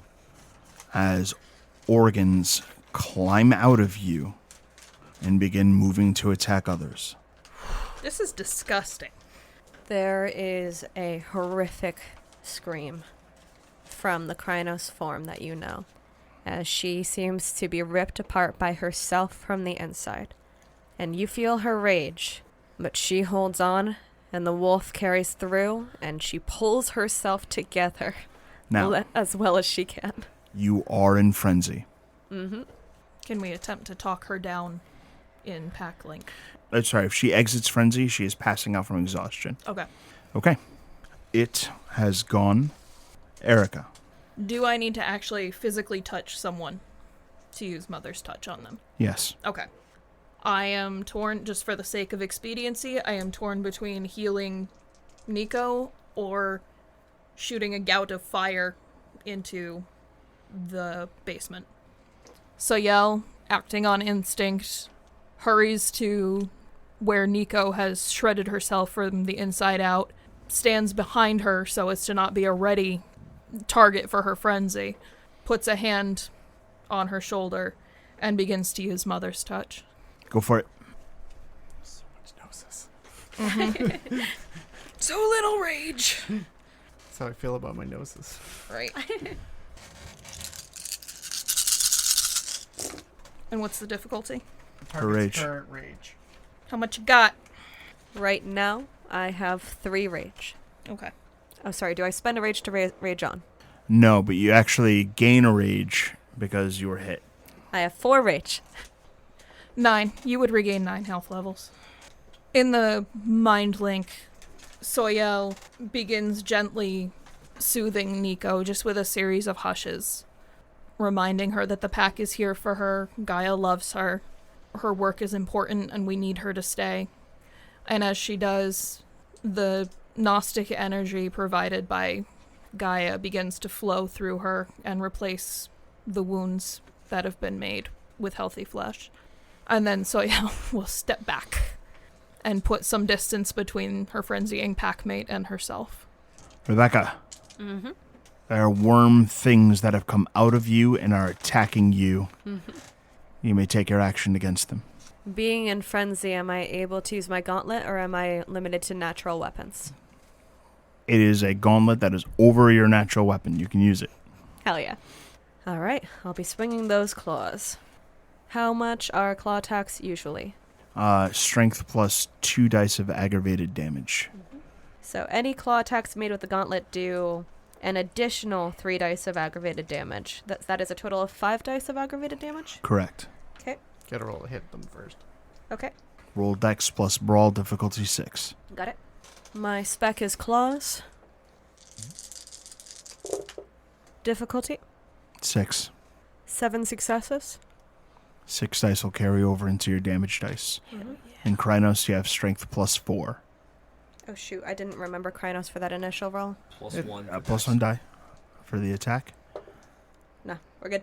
Okay. Now 6. So, what's your natural strength? My natural strength is 3. Okay, so It'll be 7. 18 dice of damage. Difficulty 6. 10 damage, aggravated. You deal 10 levels of aggravated damage to this thing.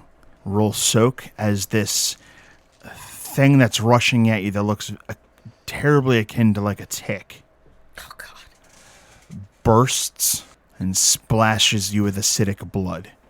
Ugh. Luna's armor does apply to this. Mm-hmm. Difficulty 6.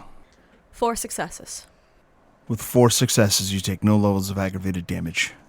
You shake the wet ichor off of you. And it becomes Jacob's turn. Jacob, what do you got? I'm just realizing the only one I can't soak aggravated damage. This is weird for you, Tim, I know. As I'm leaping over the chasm here, I'm going to throw good old Doom Sledge right into it. That's your hammer. Yes! The hammer is sent flying towards your enemy. Go ahead and roll. Too many dice. Do you need help? Here, I got you. No. Still 6s, I can assume. 10 successes. Hit. Metal. 9 dice carry over. Oh, actually, really quick. You have the gift Might of Thor active. What is your current strength rating there, Mr. Gettifinus? 16? Carry on. My wayward son. Somewhere Johnny's very proud for no reason. What kind of sorceress math are you doing over there? Well, I started at base 16, and then I add 9. He's an accountant, motherfuckers. So 27. This is why you don't want the werewolf to hit you. Oh, we want to do this all, huh? I don't 25. thought you wanted to. I need some dice. Okay. I need 2 more. Come on, man. You got to get this rolled okay. There we in. go. I know it's a lot. All right, all right, this is a 2-hand job, folks. This might be a 3-hand job. I don't think I can roll this all. Okay. Might be a 4-hand job. This is too much. Too many dice. Okay. Too many dice. A damage orgy. Fucking Maraca. This is repulsive. The fact that this came directly after Tim being like, I'm not as good at soaking aggravated damage. I didn't say I was less good at doing damage. Like, this is gonna be like a nuclear level damage. I had 1-1. That's it. No. What? Whose dice was it? Whose dice was it? Yours. That makes sense. 10's count because I have strong arm on this one. Yep. 2, 10's counts 4, too. 5, 6, 7, 8, 9, 10, 11, 12, 13, 14, 15, 16, 17, 18, 19. And Caern dies. Describe your attack. With a huge overhand throw, like a meteor, the doom sledge slams into the giant pus mound, causing a geyser-like explosion, I assume. And then it comes back into my hand, dripping gore and whatnot, on its way back out. The field is covered in blood and guts. I've heard the sweet peal of Doom Sledge. Nico, sing us a song. Jacob will keep the beat. Oh, I'm in frenzy. I don't know if you like that song. It's just gonna be death metal. The song of our people. Hell House goes again. Jacob, as you land, something that is this cross between a leech and an intestine whips out to catch your head and slurp you down the length of its flesh. I don't like that. Actually, Garrett, can I get a hand? No. You don't help him, Garrett. I'm already in it. This is awful. No one's. You did this. 11 successes to hit. It will spend a blood for potence. That's not allowed. Sorry. It's a Brujah. What monster gave this fucking embrace this thing and gave it potence? I'll need to roll 5 more dice. Nope. You don't need that. This feels like exalted. Come on, Botch. Jacob, roll soak. Just regular soak. Yep. 5. Okay. Jacob, you will suffer 24 levels of aggravated damage. I could only soak like 11 at tops. And I need you to make a roll to rage on. 3. With 3 successes, you press on as the bones in your body start to be crushed and you are sucked up and into this organ that is whipping about the air 15 feet up and slurping you down. Can we see where he is, like a snake swallowing something? Yes, you can see the bulge in this intestine that he seems to be located in. All right, everyone. It is the start of rage actions. Already, things have hit this wild and hectic pace. The ground around you warps and shifts and trembles. Even though it's just the pack of you approaching a house, the ground feels the way it feels when you are running with a crowd. That shake to the earth under your footfalls is happening. The grass shifts, the ground opens, attacks come from the world around you, and even the house itself kind of quivers and shakes. Jaimie is holding himself together, but cannot help but see the fact that his pack is already being pushed into the ropes after just a few seconds of trying to fight this house. They've barely had a chance to strike at this thing, and it's already seemingly starting to overwhelm them. So he instinctively channels that tremble of fear into himself as rage, and he lets it start to just swell into his powerful giant white arms and huge hands gripping the massive clave, and he prepares to just start digging his way through this house to find something vital so that he can kill it before it gets a chance to kill any of his pack. Soiel has kind of been... She has not been hit physically, but her will to fight has been directly attacked. That being said, she has maintained her focus on what her job here is, and that is to keep her packmates fighting and to keep an eye out for threats from across this nebulous wall that is the gauntlet. that separates the world of spirit and flesh, and that has been so damaged by this thing, this presence already. Lex, to that note, how has the Umbra changed since the start of round 1? The spirit world is in this erratic fray. It's like the world around you is experiencing a seizure. It's trembling and shaking, and reality is not behaving in a natural manner. It's as though this thing's roots and tendrils aren't just in the ground and in, matter, but the very essence of the space that you're occupying has been undermined by the will of this thing. So that's what she is currently keeping eyes on, in addition to using Mother's Touch to keep her packmates in the fight, despite this thing's best efforts so far. Jacob is seeing red, both literally and figuratively, between the blood that is covering him, his face, and the fact that he is now caught up in the frenzy of raging on. I believe I am in the midst of the giant pocket of flesh outside in the yard, and just kind of fighting, and like tubes are attacking me, and like the internet tubes. Like the internet tubes. The internet's out to get me.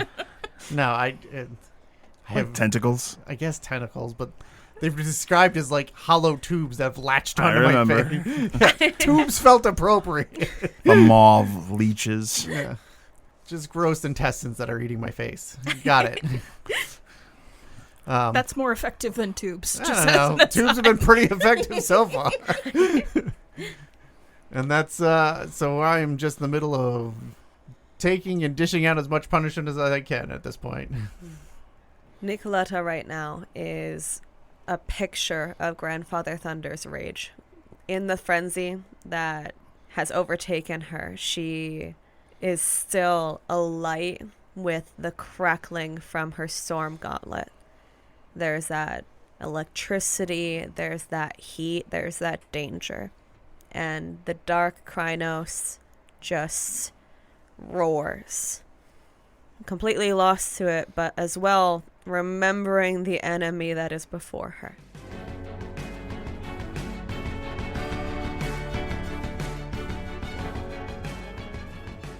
And we'll begin with our first rage action. Garrett, that's you.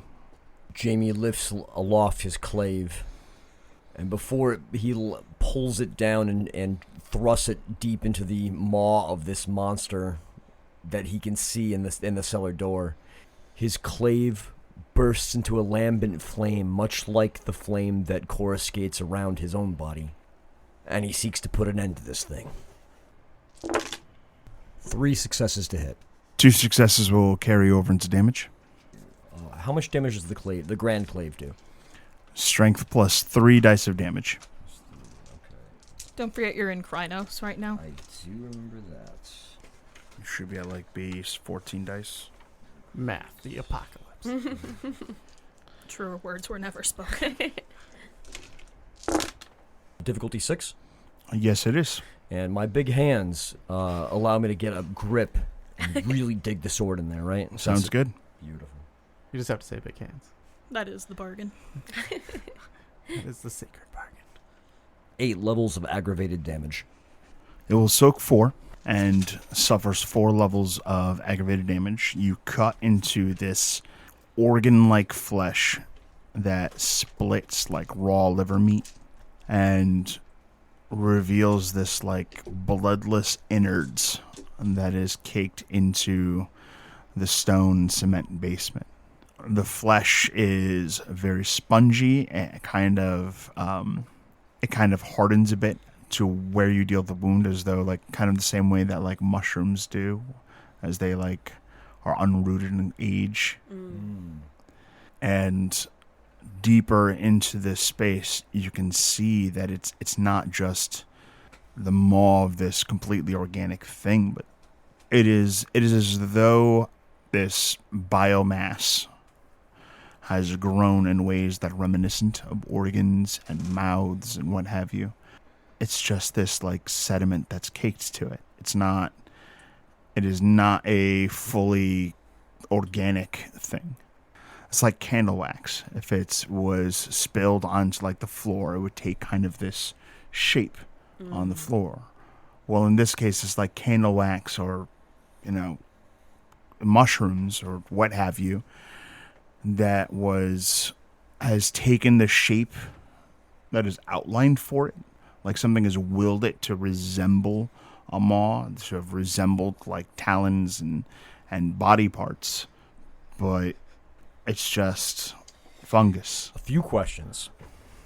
So Jaimie, seeing this, he's kind of horrified to make the realization that he may not be looking at something in the physical world that has any discernible weak point to deliver a killing blow to, which means that maybe there is something like that in the Umbra.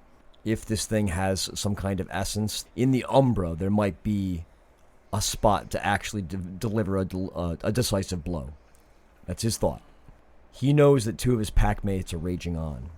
Is there any way to get them to shift into the Umbra?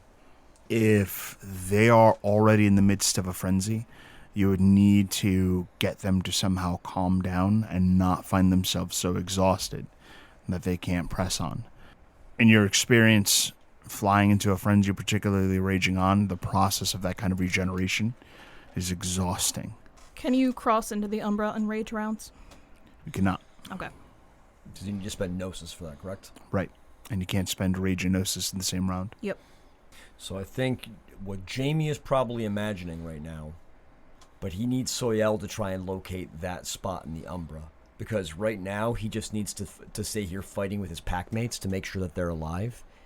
And he's going to try and cause a lot of damage and punishment so that this thing maybe turns its attention to him and not towards Jacob and Nico. Understood. After your rage action, Rebecca, we're on you. The Galliards howl, vicious, reverberating. She turns to try to smite the creature. I think that's still the same slashing with the Storm Gauntlet in frenzy. Sure is. All right. Is this a deft action? Yes. Difficulty? 6. In all that mess, 1 success. Okay. You're rolling strength plus 2 dice for claws plus 3 dice for Storm Gauntlet. Difficulty? 6. 7 successes. It will take all 7 levels of aggravated damage as your claw strikes true. And it digs in and pulls out not just like a hunk of meat, but a person comes out on your claws, this desiccated, dried up body. Does it feel to roll 1s like I do? I know, it was so strange. Doesn't feel good, does it? What happened over there? I rolled some successes, but I rolled more 1s. You rolled 4 1s, which is a Garrett roll. This person, as they come out, do they appear dead? They're desiccated and they're covered in the meat of this thing, but... You are too pissed off to examine. Understandable. Do I have to wait for my turn to ask the same question? Because we're in rage rounds. Give me a perception occult. Your difficulty is 7. 2 successes. With 2 successes, its face is frozen in terror, as though, like, however it entered this state, it did so screaming. And you notice that it has the fangs of a leech. So dead? Undead. Gross. Wormy. Oh, I'm not even trying to sense worm here. That just feels unnecessary. I will go ahead and confirm that's probably a bad idea. Mm-hmm. Yep. Jacob. So I'm in this flesh pit here. You're in the meat pocket. Yep. Hot pockets. So I'm just going to raise up the hammer and just smash it down into the meat pocket. What was the name of your hammer again? Meat pocket. Doom Sledge. Doom Sledge. With your doom sledge, you start hammering away on the meat pocket. Time to smash. Now kiss. Is this a werewolf fight or a porno? Who's a get offenders? Whatever. It's the same. You have no choice, by the way. I can't edit that out. No choice. Any fight that doesn't end with someone dead is just foreplay. 4 successes. 3 carry over into successes onto dice of damage. We start with a base level of 16. Jesus Christ.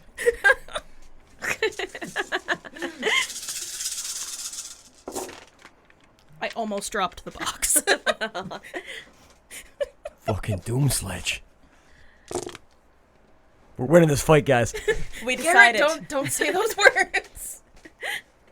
We did not give Hell House a vote. This beast gets no say. 14. Egg. It will eat all 14 levels. And the meat pocket grows still. It's a meat pancake now. The maw that Jaimie stands in begins to stammer, shiver, and then he starts to recognize familiar death spasms in this thing. Those of you who have raged on start to feel the weight of exhaustion catch you, as maybe for the moment your pack has seized control of this fight. And as the two of you drop to the ground, giving in to exhaustion, Soiel sees the tendrils and the aspects of it that reach through the penumbra start to fall limp, and we exit combat. Fuck. So, first instinct, Soiel cries out, "There's a leech, I don't know if it's alive or not." And then she goes over to Jacob and touches the worst of his wounds gently, almost like reading them with her fingers, and applies Mother's Touch. All right. Look, as I crawl out of the meat pit here, we meet each other, partway. We meet at the meat pit. She will reach down a hand to pull you out. I think you are unconscious.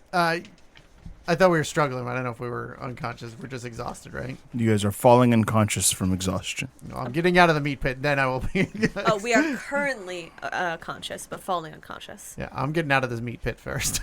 Okay. What I is will your spend a willpower if I need to. what Spend is a willpower. There we go. what is your current rage? Current rage is 4. Okay. That will be my difficulty. Heal 5. One more than I need. I will take it. Gathering up, you hear Jaimie continuing to swing the burning blade in his hands to ensure that fire spread across this thing. Having seen that it has so much in common with a fungus or some kind of growth he doesn't understand, he figures it's better to burn the whole thing down. So he just continues to use the rest of his rage to take swipes at this thing's carcass before rejoining the rest of his pack. As you do, you start to actually notice that perhaps while not as fast as Garu regeneration, this thing does seem to have regenerative properties, and parts of it start to knit itself back together, or more precisely, take on new shapes, as it every now and again undulates and shakes the room that you're looking down into.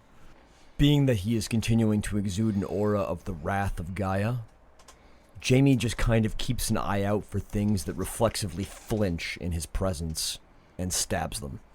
Nicoleta will also spend a willpower to stay on her feet as long as she can, struggling to maintain consciousness after the weight of the frenzy and that exhaustion, but she makes her way back to her pack, stays keeping an eye out behind them. Once I'm out of the meat pit, I'm unconscious. Oh, I'm sure that my consciousness does not last long either. I think, specifically, she'd probably get to behind Jaimie, very literally lose her consciousness when she can take that position of protection.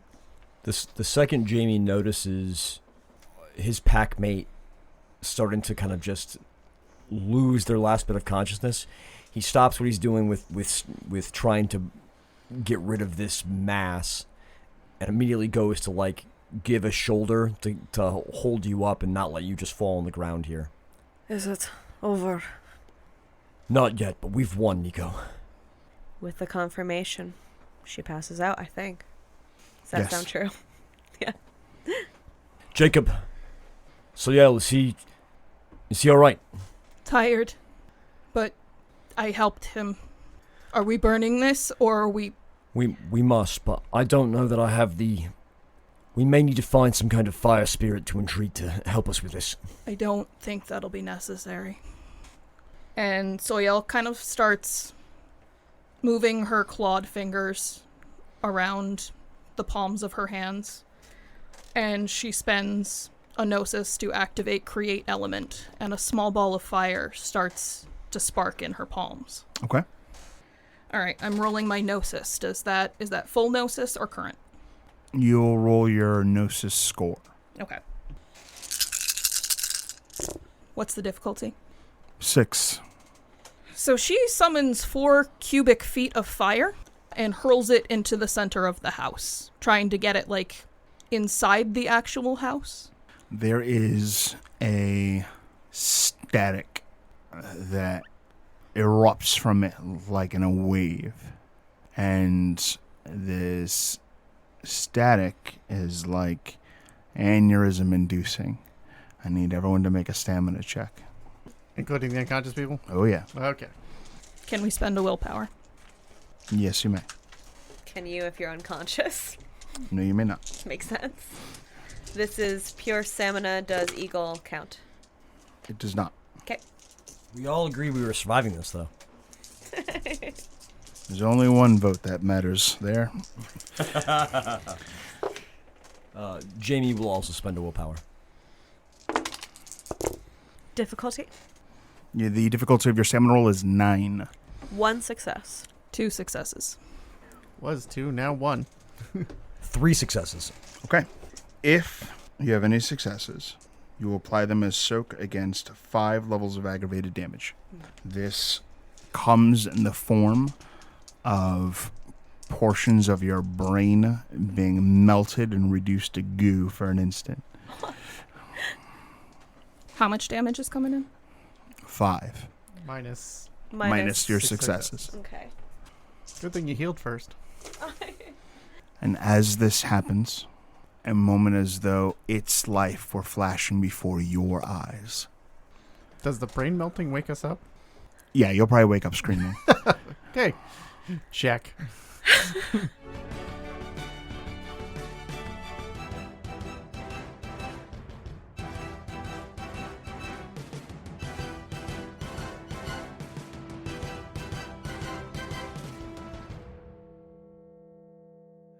And as this happens, you are confronted with a vision of a deep, ancient forest. Mountains untouched by man, but defiled by something else that lurked there. Those of you knowledge of the spirits experience something akin to the will of a talon of the worm. Some of the most powerful and terrible spirits that are not just spirits, but aspects of the worm itself. And as this happens, you see the echoes of a conspiracy. Leeches gathered over the dead, no, dormant, eldest among them. And as they plot to see who would vanquish it and steal its power, you can sense it smiling. You feel your lips curl up into smiles. And there is one among these treacherous usurpers to the eldest power who sees the truth and flees terrified. And as they gloat about their victory, convinced that such a being can be toppled, those most loyal to it abscond with a corpse and that corpse arrives to the new world in secrecy. And there, it is cared for a time, but ultimately lost, as those sworn to protect it are drawn away through the passing of decades which become centuries, and it grows alone, festering in the deepest parts of a massive city. And you can feel the pain that you have caused one of its many nerves, but know for certain in this moment that what you are dealing with is so vast and so terrible that claws, fires, the arsenal that the Garu can bring to bear to bring death to any of their enemies may not be enough in this instance. And you can feel that this thing has undermined the natural order in such a way that it has grown beyond the reach of death and exists aside from all of that. You are at war with something that perhaps cannot die in a world where even the earth itself, even Gaia, is not beyond death. Rebecca, for you, this comes as a particularly painful experience because you recognize those woods and you recognize those who smuggled it across the sea. Jaimie stands there for a moment, kind of wide-eyed and looking amongst his pack. Soiel doesn't scream because her brother and her pack told her not to give their enemies the satisfaction of seeing her afraid. And so she takes a moment.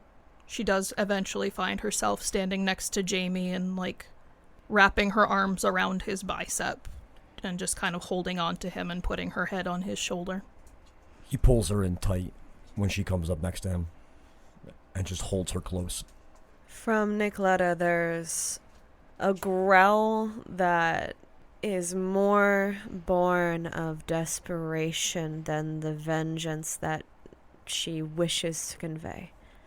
She tries to depend on the support of those by her, but the exhaustion that she and Jacob have undergone, the weight of everything that they have just experienced, and the soul-aching impossibility of what they're facing, the singular focus that they had in battle can only narrow so much more. And she, almost as if it's the last line, as if it could even help, says to the group, "The nation must know about this."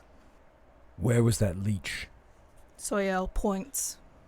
Jaimie goes walking over to where she points and looks at the body of the leech that was pulled out by Nicoleta's frenzy. Whole portions of its body have been digested and replaced by this fungal mass. But it is there. Is it alive in its own way still? It is trapped in a state between life and death. Not clearly either. Jaimie will use his grandclave to behead it. With a single stroke, you sever the head from the body, and its flesh withers and crumbles to dust. The skull, does it seem free of that fungus? The bones seem mostly intact. He will pluck up the skull, hold it in his hand, kind of examine it for a moment, and then he turns to the pack. Is Jacob awake? He is. He's kind of laying on the ground currently. When Jaimie goes over to deal with the leech, Soiel goes over to Jacob and just kind of pats his head a couple times to welcome him back to the land of the conscious. And she does the same for Nicoleta, but more to soothe the nerve that has no doubt been chipped at. It's not an easy nerve to soothe, especially as Jaimie comes back with the skull of their enemy. The growling that had been emanating from her.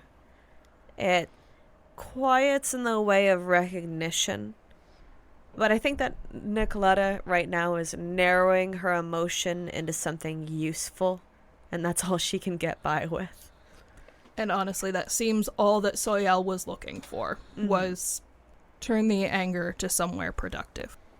After that, Jacob will roll over and slowly get up. Think we're done here? I'm not entirely sure. It's not trying to attack us anymore, at the least. Whatever this small portion of this thing it's dead. I don't know that it can die, Jaimie. I don't think this is something that follows the laws of the triad, even screwy as they have become. The whole, I think you're right.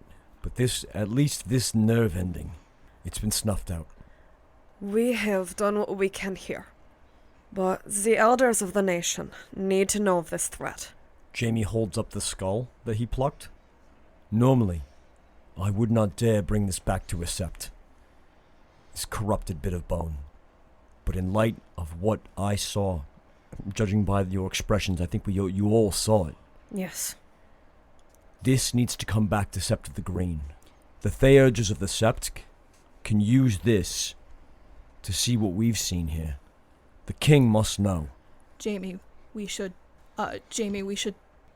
do a rite of cleansing. We should cleanse this whole area. He squares off with you and presents the skull to your care. Then I will entrust you to do that, Soiel. Ew. She, takes a handkerchief out of her bag, and she puts it on her hands because she doesn't want to know what this thing tastes like by touching it. She doesn't want to know what it sounds like by touching it. And so she takes care to not let her own hands touch this horrifying piece. When we tell the elders, I will share this story as far as I can. As many as possible will know. Help me. I want to panic. I think I should remember. We should remember the story of the ant and the buffalo. How does an ant eat a buffalo?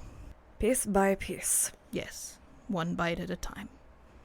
Nicoleta offers the usual help.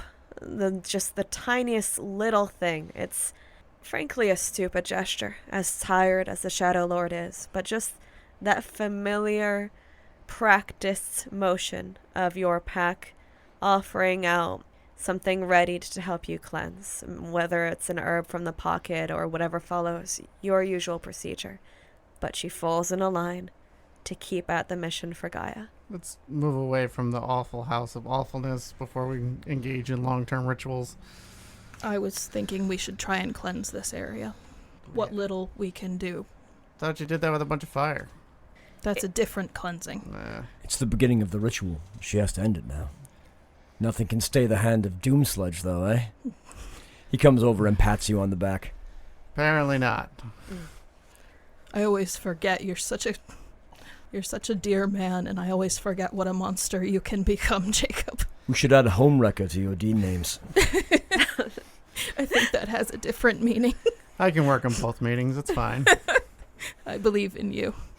And Soiel takes out her heavy-duty cleansing components.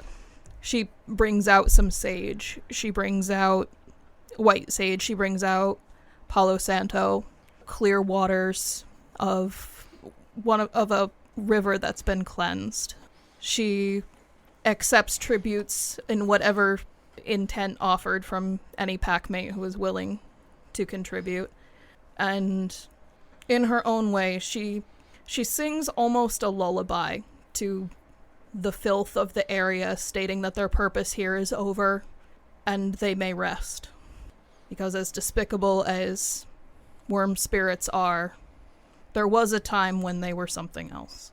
Go ahead and roll me a rite of cleansing. Difficulty. 8. 4 successes. With 4 successes, the rite of cleansing comes to a close. This allows her to cleanse the group, but the land is too tainted. And with your work finished, you finally are ready to head out. Soiel, as you hum, and you sing your lullaby to the worm of the area. You hear Nicoleta riffing off of your hum, preparing a Galliard song for all that is to come. So I'll roll your current willpower. What's the difficulty?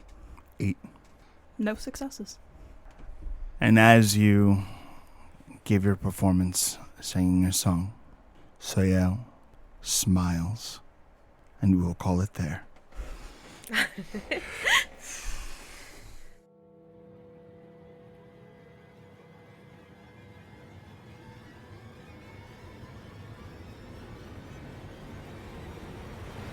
Path of Night is an actual play Vampire the Masquerade podcast set in the world of darkness.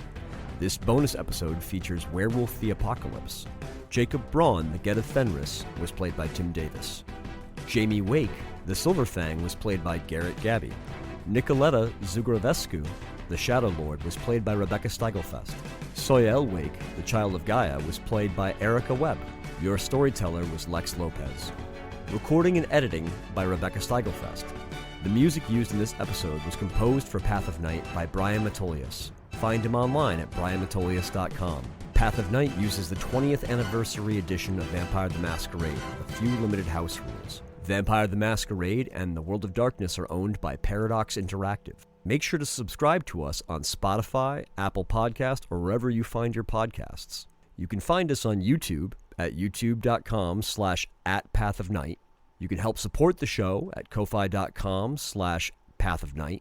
You can find us on twitter.com @pathofnightpod, on Facebook at Path of Night Podcast, or email us at pathofnightpodcast@gmail.com. When will you rage, Kin? Yep. I kind of figured I'd put that in for better or for worse. Mm-hmm.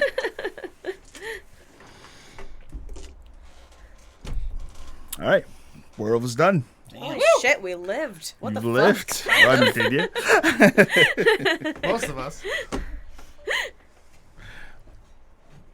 Woof. I definitely feel smug like we cheated death there.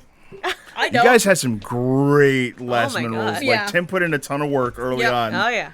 but I straight up rolled ass on 2 important You silk botched rolls. 2 fucking things. They were both botches, weren't they? Well, a botch means I have no successes. to Right, begin with. Obviously, But definitely more ones than successes that's what on I'm both saying, like- instances. Yeah.